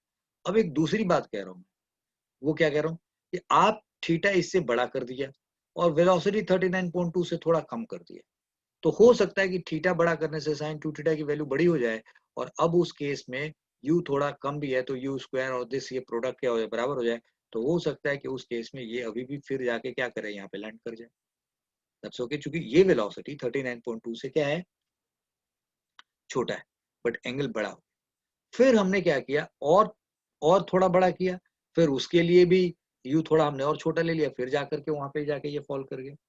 बट हम अगर देखें कि मैक्सिमम वेलोसिटी के लिए सबसे छोटा एंगल क्या है और मैक्सिमम वेलोसिटी को ध्यान में रखते हुए सबसे बड़ा वाला एंगल क्या है, जिससे कि वो जाके दोनों यहाँ पे गिरेंगे, तो सेम यू के लिए यानी कि 39.2 पे और 39.2 पे, तो दोनों जाके जब यहाँ गिरेंगे, उसके बीच में भी बड़े सारे फ्रैगमेंट्स होंगे जिसकी वेलोसिटी 39.2 से कम होगी और एंगल इस थीटा और उस थीटा के बीच में है, तो भैया वो मॉड्यूलेशन होकर के, यानी कि ये प्रोडक्ट यू स्क्वायर, यानी एक ऐसा यू ले लिया, थीटा एक ऐसा ले लिया ताकि यू स्क्वायर साइन 2 थीटा की वैल्यू फिक्स हो जाए और फिर वो जाके रेंज वही मिल जाएगा. So this is what the question is. Question में कहा जा रहा है, a shell burst on contact with the ground and fragments fly in direction with speeds up to 39.2 meter per second. यानी कि ये स्पीड 39.2 मैक्सिमम है. तो show that a man at 78.4 meter away is 78.4 meter away is in danger for 4.2 seconds. मतलब कितने time तक, यानी कि पहला छर्रा उसको कब लगेगा, पहला बुलेट ये जो फ्रैगमेंट कब उसको हिट करेगा और आखिरी बुलेट उसको कब हिट करेगी, और उस बीच में और भी जिसका u 39.2 से कम होगा और थीटा थीटा और 90 माइनस थीटा के बीच में होगा, वो वाले भी उसको जाके वहां हिट करते रहेंगे. तो इसका मतलब इतने टाइम तक वो डेंजर में होगा. समझ में आया मैंने जो डिस्कशन किया आपके साथ? तो ये आपको समझा दिया गया. अब इसको सॉल्व करके, यानी कि ये डाटा जो दे रखा है उसको हम लोग प्रूव करके, हमें इस डाटा को प्रूव करने जा रहे हैं. ये जो डाटा को यूज करते हुए जो बोला गया प्रूव करने के लिए, that we are going to do it. So let's go on the next page and let's finish it. तो हमने बोला कि मैक्सिमम वेलोसिटी 39.2 पे, और उस मैक्सिमम वेलोसिटी के लिए सबसे छोटा एंगल क्या है और बड़ा एंगल क्या है जिसके बीच में ये सब कुछ हो रहा है. So let's do here now. Range is equal to, हमने मान लिया 78.4 metre, that is what given 78.4. So range is 78.4 metre और यू मैक्सिमम हमारे पास है 39.2 मीटर, 39.2 मीटर पर सेकेंड. तो ये इतना मीटर है, ये दे रखा है. तो हम लोग फॉर्मूला लगाएंगे, r is equal to u square sine 2 theta by g, ऐसे करेंगे. सो दिस इंप्लाइज r की वैल्यू रख दिया 78.4 and this is u 39.2 and 39.2, ऐसे u स्क्वायर हो गया, साइन 2 थीटा लिख दिया और अपॉन. अब देखो ये डाटा ना 9.8 का मल्टीपल के फॉर्म में है, तो यहाँ जी 10 लेना समझदारी नहीं होगा, या 9.8 ले लिया. ओके. अब यहाँ से देखिए, तो ये क्या मिला हमें 78.4, 39.2 का ये डबल है, यानी कि 2 इज इक्वल टू क्या आ गया 39.2 अपॉन 9.8 और this is sine 2 theta. Okay. अब इसको काटोगे तो ये 4 आ जाएगा, यानी कि 2/4 is equal to sine 2 theta. So this implies sin 2 theta is equal to how much g? That is 1/2. Sin 2 theta is equal to 1/2. अब अगर आप इसको 1/2, sin 2 theta is equal to 1/2 है. So this implies कि अब ये क्या ले सकते हैं यहाँ से, यानी कि we are writing sin 2 theta is equal to sin 30 degree. Sin 30 degree. So this says that 2 theta is equal to 30 degree. Therefore theta is equal to how much? That is theta is equal to 15 degree. तो एक तो 15 degree आ गया, तो 90 minus theta क्या हुआ जी, that is 75 degree. यानी कि एक 75 डिग्री और एक 15 डिग्री. 15 डिग्री वाला पार्टिकल जो 39.2 से जा रहा होगा वो जाके उस बंदे को हिट करेगा. 75 डिग्री पे जो 39.2 से जा रहा होगा वो भी हिट करेगा, और बीच में वैसे यानी कि 15 से 75 के बीच में, यानी कि अब आपके सामने कुछ इस तरीके से इस बात को मैं, ये समझ में आ गया आपको, यहाँ से 15 डिग्री पे और यहाँ से 75 डिग्री पे, ये वाला भी यहाँ जाके गिरेगा और ये 75 डिग्री वाला भी ये यहाँ से जाके ऐसे गिरेगा. सो 15 डिग्री पे जो गया जिसकी वेलोसिटी 39.2 थी, ठीक है, और 75 डिग्री पे जो गया वो भी, उसकी भी वेलोसिटी 39.2 थी और ये दोनों यहाँ पे जाके लैंड कर रहे थे. बट इसके बीच में जिसकी वेलोसिटी मान लीजिए 30 डिग्री पे की बात करोगे, तो 30 डिग्री पे ले लिया तो साइन 2 थीटा की वैल्यू साइन 60, मतलब ये 15 डिग्री और 75 पे, तो 15 और 75 पे तो साइन 2 थीटा की वैल्यू सेम आएगी. लेकिन अगर 15 के बजाय आपने यहाँ पे 30 डिग्री ले लिया तो साइन 60 डिग्री हो जाएगा. तो साइन 30 डिग्री से साइन 60 डिग्री की वैल्यू बड़ी होगी ना. अब यू छोटा भी होगा तो सेम रेंज मिल जाएगा कि नहीं मिल जाएगा? Yes. So this is what the question. So anyway we understood कि मैक्सिमम वेलोसिटी को ध्यान में रखते हुए सबसे छोटा एंगल 15 डिग्री और मैक्सिमम एंगल 75 डिग्री और इसके बीच में जो जो प्रोजेक्टाइल्स होंगे, जो फ्रैगमेंट्स होंगे, जिनकी वेलोसिटी कम होएगी और थीटा 15 और 75 के बीच का होगा, वो भी यहाँ पे फॉल करेगा। तो सबसे पहले कौन गिरेगा? सबका सबसे छोटा टाइम ऑफ फ्लाइट किसका होगा? इसका। और बाकियों का टाइम ऑफ फ्लाइट और बड़ा होता जाएगा। तो सबसे छोटा टाइम ऑफ फ्लाइट यानी कि पहली बार जब उसको कोलाइड करेगा फ्रैगमेंट, और सबसे बड़ा वाला टाइम ऑफ फ्लाइट यानी कि सबसे जो बाद में स्ट्राइक करेगा, और उस बीच में बाकी सारे बुलेट्स भी स्ट्राइक करेंगे। तो डेंजर टाइम यानी कि इस T1 और इस T2 के बीच में होगा। तो अब हम लोग क्या कर लेंगे? हम लोग यहाँ पे इसको सीधा सीधा सॉल्व कर रहे हैं। तो T1 निकालते हैं। तो T1 क्या निकला जी? 2u sin theta by g. Okay, so you are going to write 2 into 39.2 और sin 15 sin 15 डिग्री आपको यहाँ रखना पड़ेगा, sin 15 डिग्री रखना पड़ेगा, अपॉन 9.8 करना पड़ेगा। ये आ गया 4, ये कितना आ गया? 8 sin 15 degree, 8 sin 15 degree. This is T1। T2 की बात करें तो क्या होगा? 2 2u u, और अब साइन 30 डिग्री की बजाय साइन 75 डिग्री आपको लिखना है, और अपॉन जी लिखेंगे आप। तो ये क्या होगा? 2 इंटू अगेन 39.2 और this is sine 75 degree and this divided bye 9.8। तो ये भी सॉल्व किया। ये क्या आ गया? 8 साइन 75 डिग्री। ओके, तो ये T2 हो गया। बड़ा टाइम ऑफ फ्लाइट ये होगा, छोटा टाइम ऑफ फ्लाइट ये होगा। तो T2 माइनस T1 की वैल्यूज निकालते हैं। तो T2 minus T1 is how much? So that is 8, और क्या आएगा?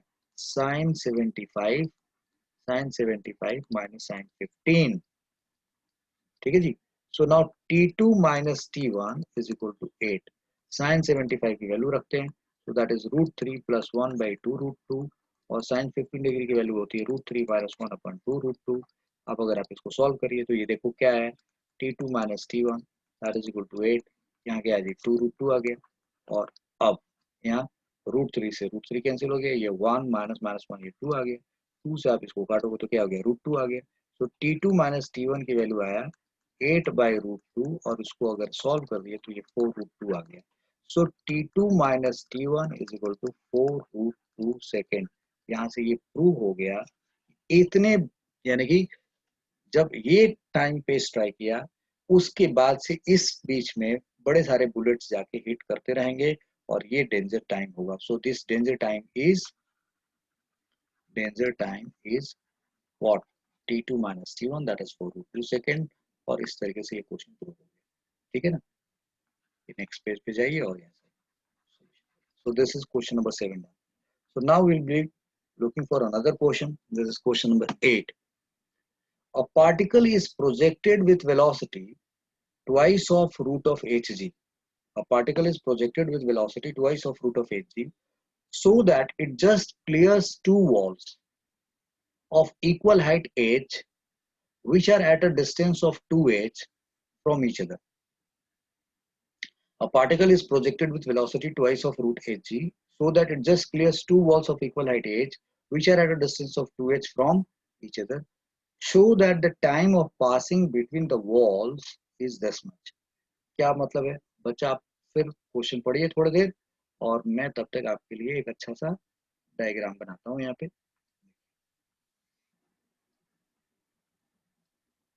So what we have done here? We are saying that कि यहाँ से a particle is projected with velocity, हमने ऐसे किसी velocity से इसको प्रोजेक्ट कर दिया। लेट्स सपोज लाइक दिस, हमने एक वेलोसिटी ली और उस वेलोसिटी से हमने इसको प्रोजेक्ट कर दिया। ये वेलोसिटी ली, इस वेलोसिटी से हमने एक प्रोजेक्टाइल यहाँ से प्रोजेक्ट किया, और that velocity is given to us how much? This is twice of root of hg। इतनी वेलोसिटी से ये एंगल भी कुछ होगा, लेट्स सपोज थीटा और समथिंग लाइक दैट। अब आप एक काम करिए, ये कहा जा रहा है इसमें कि particle is projected with this velocity so that it just clears two walls of equal height h. h height के आप इस पे दो वॉल कंसीडर करिए। तो एक हाइट आपने यहाँ मान लिया h हाइट, और ठीक इसी हाइट पे यहाँ पे एक मान लिया। आपने ये माना कि ये दोनों का हाइट सेम है, ये दोनों h हाइट के, which are at a distance of 2h, यानी कि ये वाला इनके बीच का जो दोनों के बीच का सेपरेशन है वो 2h है। This is 2h। तो आपके लिए क्वेश्चन है कि ये h है, ये h है और ये 2h है। तो आपको प्रूव करना है कि show that the time of passing between the walls, यानी कि यहां से यहां जाने के बीच का जो टाइम है वो इतना होगा। This is what we have to prove. So this is your velocity, this is angle of projection. आप यहाँ से एच हाइट पे आप जा रहे हैं और इस एच हाइट पे जा करके और फिर इस एच हाइट पे जा रहे हैं और इनके बीच का ये सेपरेशन 2h है। तो आपको प्रूव करना है कि यहाँ से यहाँ तक जाने का जो टाइम है, the time is this much. Okay, clear है पॉइंट? तो लग रहा होगा कि यार ये तो कैसे प्रूव करेंगे। सो अगेन थिंक कि पहले तो ये वेलोसिटी है आपके पास, this is what the velocity you have, this theta you don't know, I mean ये आपको थीटा नहीं पता है, तो क्योंकि इसमें थीटा का जिक्र दे नहीं रखा है। तो अब क्या करेंगे, how we should look for, हमें ये भी नहीं पता है कि ये कितना है, ये भी नहीं पता है, सिर्फ ये 2h की बात कर रहे हैं। तो एक काम करते हैं, what we are going to do is बहुत बेसिक से अप्लाई करेंगे और एच हाइट तक, यानी कि एक प्रोजेक्टाइल को जब हम फेंकते हैं तो हमें पता नहीं किसी पर्टिकुलर हाइट पे वो 2 बार होता है, अगर वो मैक्सिमम हाइट को छोड़कर, तो वो दोनों टाइम निकाल लेते हैं और वो दोनों टाइम निकाल के देखते हैं कि वो कितने के बराबर होना चाहिए। Is that okay now? Yes. So this is what we need to do it. तो हमने यहाँ से यूजिंग ये यूज किया, like y is equal to u sine theta t minus half g t square, ये यूज करेंगे। ठीक है, सो इस इक्वेशन से this is u sine theta. तो अब जरा यहाँ से पहले t का दो वैल्यूज निकालते हैं, let's find the two values. तो ये क्या आया, g t square minus 2u sine theta t और minus 2y plus 2y is equal to 0। Is that okay? This is 2u sin theta t dt square 2y, yes, this is what the quadratic equation using this, ये हमारे पास आ गया। अब यहाँ से t की बात करें तो t क्या निकला हमारे पास, 2u sin थीटा फिर plus minus under 4u square sine square theta और minus 4ac minus 4ac, so that is 8 4a, that is g, or 2y, that is 8gy. This is what it is going to be. एक बार गौर से देख लिया जाए कि equation में कहीं गलती तो नहीं है ना। This is 2u sin theta t minus 8t square and this is 2y, therefore this dt minus 2u sin theta plus 2y is equal to 0. So this is minus b plus minus this divided by 2g, ये हमारे पास t निकल गया है। तो अब इसमें दो values आएगा, एक t2 का आएगा और एक t1 का आएगा। तो t2 हमारे पास आया और t1 आएगा छोटा वाला। So you will be writing 2u sin theta plus minus sorry minus वाला रखिए, वो छोटा वाला होगा। This is 4। अगले स्टेप पे ले जाए, अगले पेज पे चलते हैं। सो हमारे पास यहाँ t1 आया, so t1 is equal to coming out 2u sin theta 2u sin theta minus, देख रहे हैं 2u sin theta minus 4u square sine square theta और minus 8gy this divided by 2g। और तो सर अब क्या करें हम लोग यहाँ पे ये t1 आ गया और t2 की बात करेंगे तो this will come out 2u sin theta और this is plus and this is 4u square sin square theta minus 8gy and divided by 2g।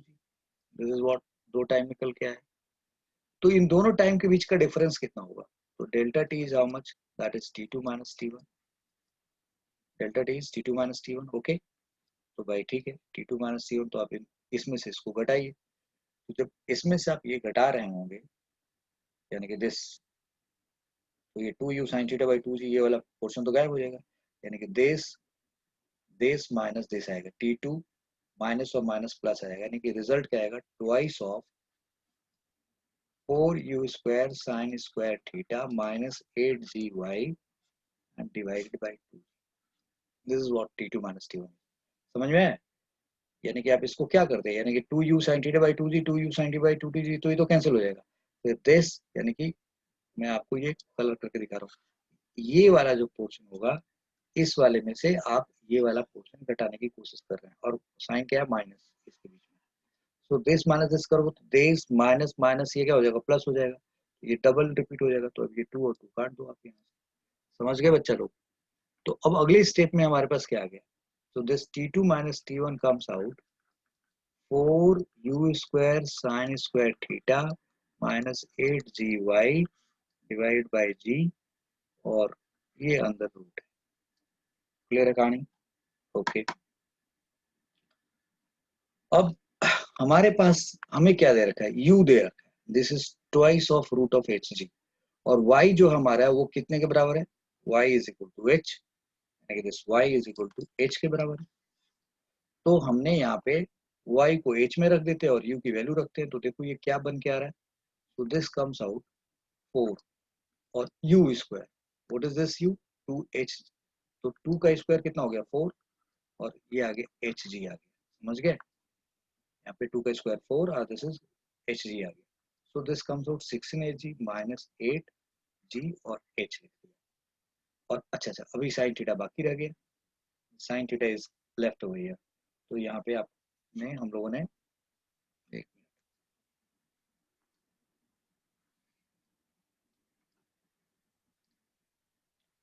so this is sin theta और minus 8gh और this under root upon g। Is that okay? So now 16hg और 8gh, तो इसमें से 8gh अगर आप common कर लेंगे तो ये क्या आएगा, 2 sin theta, like 8gh का this is 2 sin theta और 2 sin theta minus 1 आ गया, और ये this upon g आ गया। This is what we have got is, ये आ गया हमारा t2 minus t1। Okay, now so what we are going to do now, so ये 2 sin स्क्वायर थीटा माइनस 1 है और ये g है, दिस इज 8gh हमारे पास है। इसको डेल्टा t लिख लें, we write just delta t, और दिस डेल्टा t यहाँ पे, this delta t is equal to we are getting, ये इसको तो रूट में छोड़ देते हैं, 8gh बाई gh, तो ये आ गया 8h by g under root, और फिर यहाँ ब्रैकेट में आया 2 sin square theta -1 and power 1/2, इसको ऐसे लिख लिया। तो अब देखो डेल्टा टी हमने निकाल दिया, that is 8h, this is 8 written, this is 8h by g 2 sin square theta, 2 sin square theta -1 है यहाँ पे, दिस इज -1 और whole power, this is -1 and power 1/2 है, दिस इज पावर। सो अब एक बात और समझनी है कि जितने देर में ये यहाँ से यहाँ पहुंचा है, ये डेल्टा टी निकाला आपने, और इस डायरेक्शन की उसकी वेलोसिटी कितनी होगी, u cos थीटा। तो दिस u cos थीटा को अगर इस डेल्टा टी से मल्टीप्लाई किया जाए तो 2h आना चाहिए ना, जैसे दे रखा है यहाँ पे भाई, this is what it is given ना, u cos theta into this. देखो हमसे पूछा गया था कि show that time passing between the two walls is 2h by g, ये टाइम प्रूव करना हमें। ओके, अभी हमने डेल्टा टी निकाला, हमारे डेल्टा टी में फंसा हुआ क्या है, हम डेल्टा टी में क्या फंसा हुआ, हमारे डेल्टा टी में फंसा हुआ है कि रिजल्ट में हमारे पास ये थीटा की वैल्यूज नहीं है, तो हमें कुछ जुगाड़ करना पड़ेगा और अच्छे तरीके से। तो यू कॉस थीटा को डेल्टा टी से मल्टीप्लाई करेंगे तो 2h आना चाहिए ना, तो ये डाटा भी हम यूज कर लेते हैं कि now since u cos theta into this delta t should be equal to 2h, correct. और u बोले तो फिर वही, that is twice of root of gh, this is what we have, this is what we have, twice of gh, and this is cos theta, and delta t की जगह पे आप twice of sin square of theta -1, twice of sin square theta -1 and root ये u cos theta है this, और ये क्या होगा 8h by g under root and that is equal to 2h। कोई परेशानी है ऐसा करने में, u cos theta delta t and that delta t, ये डेल्टा टी की वैल्यू है and that is equal to 2h। ऐसा करने से हमें एक एडवांटेज मिलेगा, स्क्वायरिंग बोथ साइड करें हम, अच्छा ये देखो, ये रूट GH है और ये 8H है, जरूर तो स्क्वायरिंग बोथ साइड करने पे हमें क्या मिला?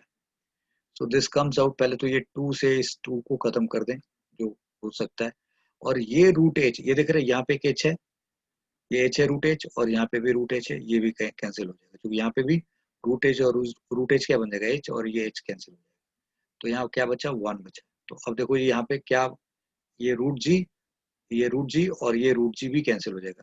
समझ में आ रही बात? इसका रूट जी इस रूट जी से कैंसिल, इसका रूट एच इससे कैंसिल, तो आया क्या, cos theta under root of, is that okay now? So now to, ये रिजल्ट है, इसको अगले स्टेप में हम लोग लेके आए, तो ये क्या बन गया, 8 cos स्क्वायर थीटा फिर 2 sin square theta minus 1 and that is equal to 1। इसको सॉल्व करते हैं बेटा। So this is 16, 8 into 2 16, 8 into 2 16, and this is cos square theta, cos square theta, yeah, cos square theta and sin square theta, ठीक है, और फिर minus 8 cos square theta and that is equal to 1। Okay, फिर अगले step में हम इसको क्या लिख सकते हैं, ये cos स्क्वायर थीटा, इसको आप sin स्क्वायर थीटा को आप cos स्क्वायर थीटा में लिख दो, तो ये क्या होगा, 16 cos square theta 1 minus cos square theta फिर minus 8 cos square theta that is equal to 1। तो अब हमारे पास यहाँ रिजल्ट क्या आ गया, 16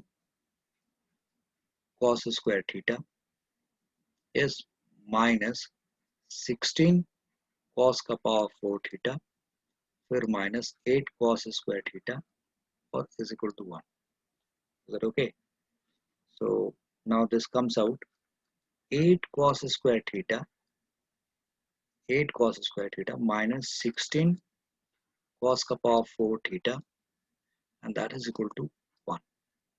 Is that okay? So अगले स्टेप में हम इसको ऐसे लिख लें, 16 cos का पावर 4 थीटा, ये उधर ले जाएं, minus 8 cos square theta 1 plus 1 is equal to 0। Can we write? Yes. अब अगर आप ये देखो तो ये कुछ कमाल की चीज आ गई आपके पास। If you look at this, see what is this, 4 cos square theta minus 1, 4 cos square theta minus 1 का स्क्वायर करोगे और इज इक्वल टू 0, ये यही है ना, 4 cos square theta minus 1 का स्क्वायर है, यानी कि this implies that 4 cos square theta minus 1 is equal to 0, 4 cos square theta minus 1 is equal to 0, so this implies 4 cos square theta is equal to 1.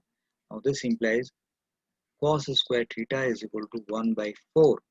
This implies cos theta is equal to 1 by 2. Cos square theta is equal to, cos theta is equal to 1 by 2. क्योंकि cos square theta is 1 by 4, there cos theta is equal to 1 by 2. Now this implies, क्योंकि theta तो हमने minus नहीं ले रखा है, क्योंकि हमें 0 से 90 डिग्री के बीच में चाहिए, so this implies theta is equal to 60 degree. Cos theta is equal to 60 degree. अब आपके पास थीटा आ गया 60 डिग्री डाटा से। अब डेल्टा टी की वैल्यू क्या होगी, तो this implies delta t is how much, तो डेल्टा इज टी आपने लिखा हुआ है यहाँ पे देखो, सो 8 h by g under root, okay, और फिर क्या लिखा था आपने, 2 sine square 60 degree minus 1 and the whole power is 1 by 2, ये डेल्टा टी है। सो 8 एच बाई जी लिख दिया और 2 साइन 60 डिग्री रूट 3 बाई 2, उसका स्क्वायर करोगे तो 3 by 4, this is 3 by 4 and minus 1। Okay, so now 3 by 4 यानी कि देखो ये 6 बाई, बल्कि इसको काट दो आप, तो ये क्या आ गया, 3 बाई 2 माइनस 1, यानी कि ये क्या आ गया, हाफ आ गया। सो डेल्टा टी की वैल्यू क्या आ गई, 8 h by g under root, ये जी है बेटा, और ये क्या है जी, यहाँ पे ये होल पावर 1 बाई 2 है अभी, सो दिस इज 3 बाई 2 माइनस 1 यानी कि 1 बाई 2 का पावर 1 बाई 2। सो ये क्या सॉल्व हो गया है हमारे पास, look at this, 8 h by g और ये 2 और ये ऐसे, समझ में आया, इस तरीके से। अब ये सॉल्व किया तो ये क्या आ गया 4h/g अंडर रूट, और बाहर क्या निकला ट्वाइस ऑफ h/g, यानी कि डेल्टा टी की वैल्यू आ गई और twice of under root h/g, and this is what we had to prove. तो देख रहे हैं question, now let's go for another question. Question number 9, two particles are projected two particles are projected from a point on ground at same instant. Two particles are projected from a point on ground at same instant, एक ही time पे, with velocity whose horizontal and vertical components are u1 and v1 or u2 and v2 respectively. Prove that after delta t lapse of time of interval, these two will be passing a common point of their path. तो फिर से हम लोग यहाँ पे एक diagram बनाने की कोशिश करते हैं, देखते हैं कि क्या हो सकता है। Let's make a diagram over here. So we have to solve this particular question. So look, see how the question is like, two particles are projected from a point on ground at same instant with velocity whose horizontal and vertical components are u1 v1 and u2 v2 respectively. Prove that after delta t lapse of time interval, these two will be passing a common point of their path. Prove that after delta t lapse of time interval, यानी कि यहां से एक particle आपने throw किया एक time पे, उसी टाइम पे एक दूसरा पार्टिकल पे थ्रो किया, और इन दोनों का जो ट्रेजेक्ट्री है, उन दोनों के ट्रेजेक्ट्री में ये एक कॉमन पॉइंट है। तो ये अपने कॉमन पॉइंट, इस पॉइंट पे ये जब आता है, उसके कुछ देर बाद दूसरा आता है। जो थोड़ा लंबा टाइम ऑफ फ्लाइट लेके चल रहा होगा तो डेफिनेटली उसको थोड़ा टाइम क्या लगेगा, ज्यादा लगेगा। तो इसको इस पॉइंट पे होने पे जो टाइम लगा और इसको जो इस पॉइंट पे होने पे टाइम लगा, दोनों टाइम के बीच का जो डिफरेंस है वो that is delta T. And prove that after delta t lapse of time interval, these two will be passing a common point of their path, यानी कि इनके पाथ में जो कॉमन पॉइंट है उसको वो पास कर रहे होंगे डेल्टा टी टाइम इंटरवल के बाद। Prove that delta T lapse of time interval, after delta t lapse of time interval, these two will be passing a common point of their path। Question समझ में आ गया? तो यहाँ से जब हमने फेंका तो इसके ट्रेजेक्ट्री में एक पॉइंट है, इसके ट्रेजेक्ट्री में भी वो पॉइंट है, और इस पॉइंट से ये पहुंचेगा, सपोज करो इस पॉइंट पे ये t1 टाइम बाद हो रहा है और ये दूसरा t2 टाइम बाद हो रहा है, तो उनके बीच का जो t2 माइनस t1 है वो डेल्टा t है, that we have to find here in this question. So okay, will say that this is particular x, यहाँ पे एक पर्टिकुलर x होगा और एक पर्टिकुलर, यानी यहाँ से आप देखें, if you look at this is x, particular x होगा और ये एक पर्टिकुलर y है। सो सी 4 1 पार्टिकल 1 और पार्टिकल 1 की बात कर लें तो उसके लिए x क्या होगा जी, दैट इज u1 t1, और उसके लिए y क्या होगा जी, सो y विल बी v1, जो कि वर्टिकल कंपोनेंट v1 है, v1 t1 minus half g t1 square. और पार्टिकल 2 के नजरिए से देखा जाए तो, पार्टिकल 2 के लिए देखा जाए तो x इज इक्वल टू क्या हो गया u2 t2, और y की बात करें तो क्या होगा v2 t minus 1/2 g t2 square. So ये पार्टिकल 1 के लिए है और ये पार्टिकल 2 के लिए, ये दोनों की सिचुएशन है। अब इनके T2 और T1 के बीच में कुछ इस तरीके का रिलेशन है, ये हमें प्रूव करना है। तो it is just a kind of mathematical substitution, तो बट ध्यान रखना पड़ेगा। सो इसको आपने ए इक्वेशन दिया, इसका नाम बी दे दिया, इसको सी रख दो और इसको डी बना दो, इसको इक्वेशन डी बना दो। सो बाय ए एंड सी आपको क्या मिला यहाँ से, u1 t1 is equal to u2 t2। So this implies you what? तो यहाँ से आपको ये पता चल रहा है u1 by u2 is equal to t2 by t1। u1 by u2 is equal to t2 by t1। This is something very important। अब यहाँ से हमें t2 minus t1 निकालना है। ओके, अभी इसको हमने a b c d इसको इक्वेशन e मान लिया, दिस इज इक्वेशन e। अब b और d से अगर देखें, b और d से देखें तो अच्छा देखो जी, यहाँ गलती हो गई ना, यहाँ t1 लिखना चाहिए, यहाँ t2 लिखना चाहिए। Okay, so b1 t1 minus this, तो अगर आप b और d से चलेंगे, from b and d, so v1 t1 minus half g t1 square, and that is equal to v2 t2 minus half g T2 square आएगा। Okay, so what we can do is V1 T1 यहाँ रख लेते हैं, इस V2 T2 को यहाँ लेके आते हैं, V2 T2 और यहाँ आगे लेके जाएं, so this is half g, right, and T1 square minus T2 square. लेकिन हम लोग ये मान के चल रहे हैं कि ये पार्टिकल 1 जो होगा ये इधर वाला है, ये 1 है और ये 2 है, this is 1 and this is 2। तो सेम टाइम पे थ्रो किया है तो उसकी ट्रेजेक्टरी थोड़ी छोटी है तो ये शायद जल्दी पहुंचेगा। थीटा छोटा होगा तो क्योंकि आपने मतलब वी बिलीव दैट कि ये इसकी ट्रेजेक्टरी छोटी है तो ये जल्दी पहुंचेगा, और ये थोड़ा लंबा होकर के आ रहा है तो उसका ट्रेजेक्टरी थोड़ा अ, लंबा है तो इसलिए इसको टाइम थोड़ा ज्यादा लगेगा। तो हम ये मान के चल रहे हैं कि T1 छोटा और T2 बड़ा है, तो हमें तो T2 माइनस T1 निकालना है। तो इस इक्वेशन को थोड़ा रीअरेंज कर देते हैं, V2 T2 minus V1 T1 and that is equal to 1/2 G and T2 square minus T1 square, ऐसे कर दिया।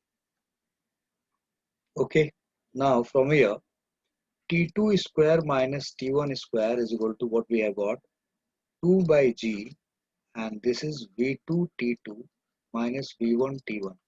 और हमें इस बात पे भी नजर बनाए रखना चाहिए कि हमें जो रिजल्ट लेके आना है कुछ इस तरीके से लेके आना, V1 U2 V2 U1 U1 plus E2, ये हमारा डेल्टा T हमें निकालना है। तो ये तो निकल के आया ऐसे यहाँ पे।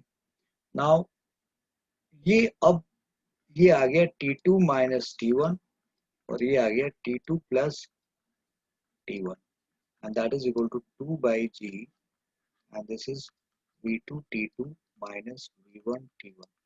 This is what we have got। Okay, और यहाँ पे T2 और T1 है।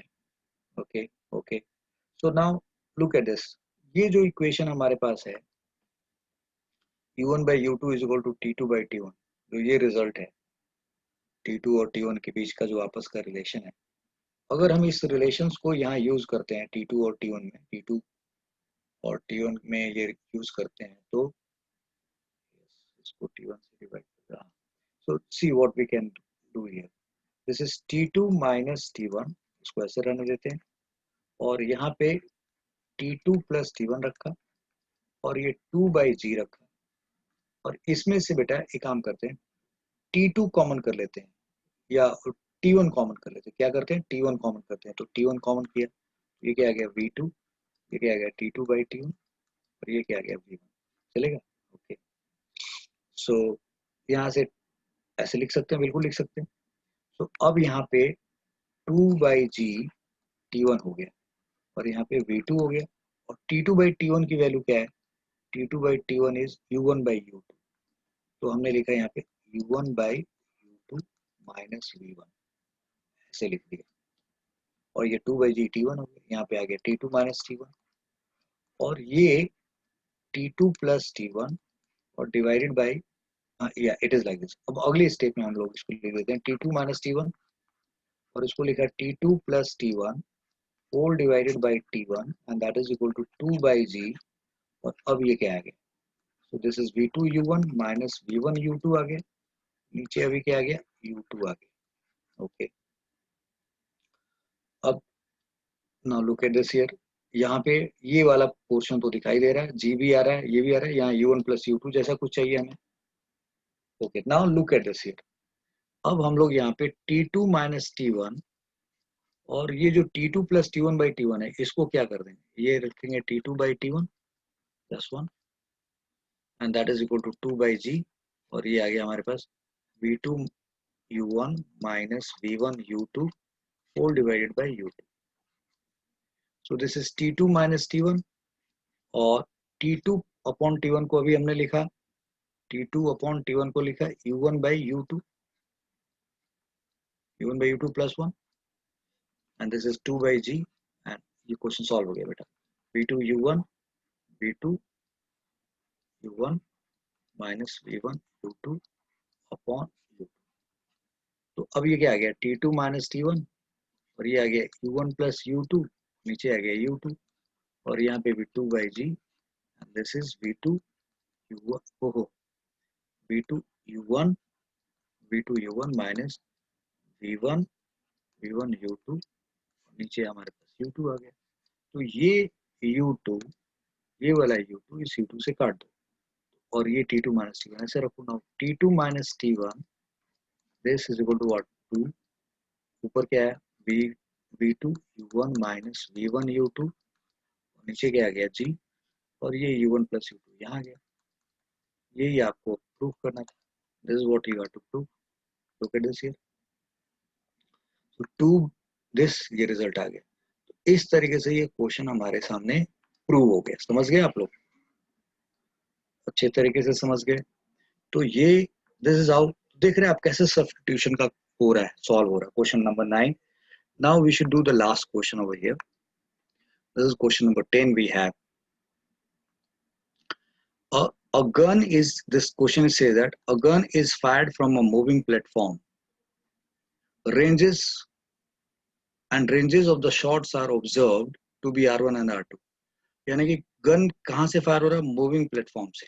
आप, मैं चाहूंगा कि आप क्वेश्चन पढ़ें और फिर देखें कि ये एक मूविंग प्लेटफॉर्म एक बार ऐसे बन रही है, एक बार यहाँ जाके कोई लैंड कर रहा है। तो एक बार जो रेंज बन रहा है R1 बन रहा है और एक बार R2 बन रहा है। A gun is fired from a moving platform and ranges of the shots are observed to be R1 and R2. When the platform is moving towards and backwards, यानी कि जब platform is moving towards target की तरफ तो R1 मिलता है, और backward जाता है तो R2 मिलता है, right, respectively with the velocity Vp, यानी कि प्लेटफॉर्म की वेलोसिटी कितना Vp। तो आपको प्रूव करना है कि find elevation of the gun, यानी कि ये अल्फा बताइए क्या होगा, व्हाट इज दिस अल्फा। समझ पा रहे हैं आप, ये अल्फा आपको निकालना है। Okay, so see what is going to happen. This is a very simple question, but दिमाग तो फिर भी चाहिए होगा आपको सॉल्व करने के लिए। सो सी, आपने नोटिस किया कि जो यहाँ जो गन है जिससे गोला फायर हो रहा होगा, उससे जो निकलने वाली वेलोसिटी होगी, यानी कि ये जो वेलोसिटी होगी, that velocity is not depending upon platform के हिलना डुलना। प्लेटफॉर्म आगे जा रहा है पीछे जा रहा है, उससे गन से निकलने वाली जो बुलेट है उसकी वेलोसिटी पे कोई फर्क नहीं पड़ता। Is it okay? और ये एंगल है alpha, so this is v cos alpha and this is v sin alpha। अब हो क्या रहा होगा कि जब प्लेटफॉर्म आगे जा रहा होगा तो प्लेटफॉर्म की वेलोसिटी इसमें ऐड हो जाएगी, तो हॉरिजॉन्टल डायरेक्शन की वेलोसिटी बढ़ गई, और अगर प्लेटफॉर्म पीछे जा रहा होगा तो इसमें से प्लेटफॉर्म की वेलोसिटी हम माइनस कर देंगे, तो हॉरिजॉन्टल कंपोनेंट ऑफ वेलोसिटी हमारी कम जाएगी। बट जो v sin अल्फा होगा उसके सेहत पे कोई फर्क नहीं पड़ेगा। तो v sin अल्फा जो है, और ये कोई ऐसा नहीं है कि बहुत दूर चला जा रहा होगा, यहाँ से इधर चला जा रहा है, तो ऑलमोस्ट सेम पॉइंट पे फायरिंग हो रही है, इधर होगा ना। तो ये नहीं कि ये इधर चला गया तो उससे कोई बहुत बड़ा चेंज आ गया। सो टाइम ऑफ फ्लाइट जो है वो v sin अल्फा पे डिपेंड करता है, दैट विल रिमेन सेम, इधर होगा ना। सो time of flight is 2v sin alpha upon g होना है, दैट विल रिमेन सेम। और हॉरिजॉन्टल कंपोनेंट ऑफ वेलोसिटी क्या होगी, लाइक जब वो फॉरवर्ड जा रहा है, when it is going forward, when moving forward, तो मूविंग फॉरवर्ड होगा तो हॉरिजॉन्टल कंपोनेंट ऑफ वेलोसिटी क्या होगी। सो horizontal component of velocity will be v cos theta plus vp, ये हॉरिजॉन्टल कंपोनेंट ऑफ वेलोसिटी होगा। और उसको आप टाइम से मल्टीप्लाई करो, टाइम ऑफ फ्लाइट से, तो ये क्या होना चाहिए, r1 आना चाहिए। और अगर मूविंग बैकवर्ड होगा तो उस केस में v cos थीटा में से आप जो प्लेटफॉर्म की वेलोसिटी पीछे जा रही है उसको माइनस कर दो, that is equal to r2। और t दोनों केस में सेम है आपका। so now from here r1 will write like this, so this r1 is equal to, we are here v cos theta into this t plus vpt, okay। now this comes out r1 minus vpt is equal to v cos theta, चलेगा same time of flight. और यहाँ से देखें तो so this is say the r2 is equal to, we write v cos theta t minus vpt, so now this r2 plus vpt is equal to v cos theta, ऐसे लिख सकते हैं, okay. v cos theta into t, यहाँ भी देखो t छूट रहा था, ये t होना चाहिए, इसको दूसरे कलर से लिख देते ताकि आपको परेशानी हो। V cos theta into t फिर माइनस, तो R1 आपके पास एक यहाँ पे और R2 यहाँ पे ये। तो अब इन दोनों को अगर आप रेशियो ले लोगे तो R1 minus v p t upon R2 upon v p t कर दो, तो ये क्या आ गया, v cos theta upon v cos theta by t और v cos theta by t, यही होना है ना भाई। Yes, that's what the point is. और टी भी कट गया तो ये क्या आ गया, 1 आ गया, दोनों का रेशियो।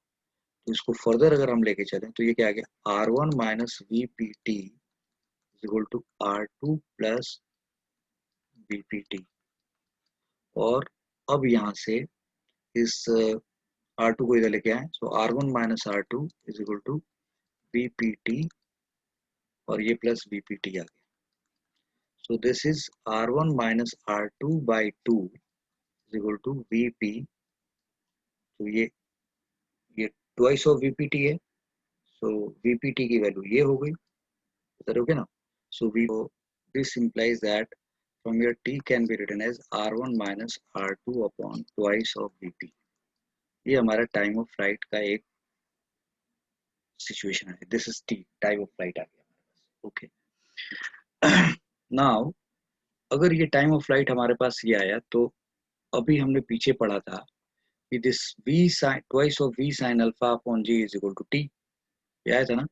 तो from here v sin alpha is equal to what, g or t upon 2, this is what it is।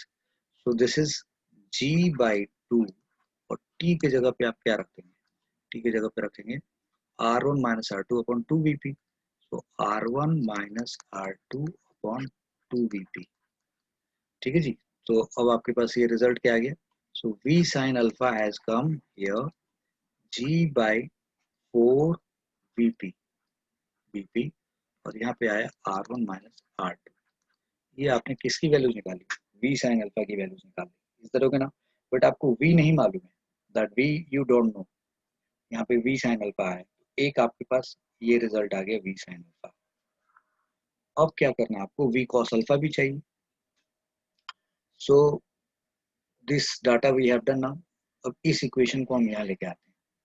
So v cos theta plus vp is equal to same R1 by t, और R1 और t की जगह पे क्या लिखेंगे, R1 minus R2 और 2 पर, और दिस इज Vp, ऐसे लिख सकते हैं। you can write like this, from here V cos theta is equal to how much, 2 R1 Vp upon R1 minus R2 और फिर माइनस Vp। तो यहाँ से हम Vp कॉमन कर लेते हैं। तो Vp कॉमन कर लिया तो ये क्या, Vp कॉमन किया तो ये क्या आ गया, 2 R1 minus R1 plus R2 upon R1 minus R2, this is what it is. तो ये सॉल्व होके क्या होगा, ये R1 प्लस R2 आ गया, यानी कि this is Vp and this is R1 plus R2 divided by R1 minus R2। तो इस तरीके से V cos थीटा की भी वैल्यू आ गई आपके पास, यहाँ से ये V cos थीटा आ गया। अब क्या करो, V cos theta is equal to, we have got how much, V cos theta is Vp R1 plus R2 divided by R1 minus R2 और V sin थीटा की वैल्यू क्या आ गई आपके पास, तो अभी आपने लिख रखा है V sin theta, G R1 minus R2 minus R2 upon 4 Vp, R1 minus R2 upon 4 Vp हो गया। So now V sin by V sin theta upon V cos theta कर देते हैं, तो ये क्या आ गया, so this is G R1 minus R2 upon 4 Vp this, और यहाँ पे क्या लिखा, Vp R1 plus R2 और नीचे क्या आ गया R1 minus R2। तो अब ये टर्मिनल ये ऊपर चला जाएगा, तो रिजल्ट ये सॉल्व होके क्या होगा, tan theta. So now this tan theta is G, R1 minus R2 का होल स्क्वायर, नीचे क्या हुआ 4VP स्क्वायर, और यहाँ क्या आ गया R1 प्लस, ये रिजल्ट प्रूव हो गया। समझ गए बच्चा लोग? तो this is how this question is being solved. देख रहे हैं? तो देखने में तो बड़ा आसान था लाइक कि, बट आप इसको, इसमें भी सब्स्टिट्यूशन था। तो आपने नोटिस किया कि पहले जो क्वेश्चंस थे उसमें सब्स्टिट्यूशंस नहीं थे, वो डायरेक्ट बेस चले आ रहे थे। इसमें भी सब्स्टिट्यूशन था, इस वाले क्वेश्चन में भी सब्स्टिट्यूशन था, इस वाले क्वेश्चन में भी प्रॉपर सब्स्टिट्यूशन है, और इस वाले क्वेश्चन में भी कमाल का सब्स्टिट्यूशन हम लोगों ने, ये भी कमाल का क्वेश्चन है, और ये वाले क्वेश्चन में भी सब्स्टिट्यूशन है। तो मैंने आपके लिए जो ये लेक्चर बनाया है, 5 बेसिक क्वेश्चंस के आजू बाजू घुमाया, और आगे के 5 क्वेश्चंस थोड़ा डिफिकल्ट बना दिया। This is how this question has been made for you. तो मैं ये उम्मीद करता हूँ कि इतने क्वेश्चन से आपके दिमाग में कि कैसे फार्मूला लग रहा है, रिवाइज करके आप 2 बार देखोगे तो आपको समझ में आ जाएगा कि कैसे इस तरीके के क्वेश्चंस को सॉल्व करना है। तो इसके साथ आपका ये लेक्चर खत्म होता है। Thank you very much for watching this lecture, and keep watching, keep watching, keep sharing, keep promoting, keep liking. And if you are first time watcher, you have not subscribed, then you please subscribe. Thank you very much.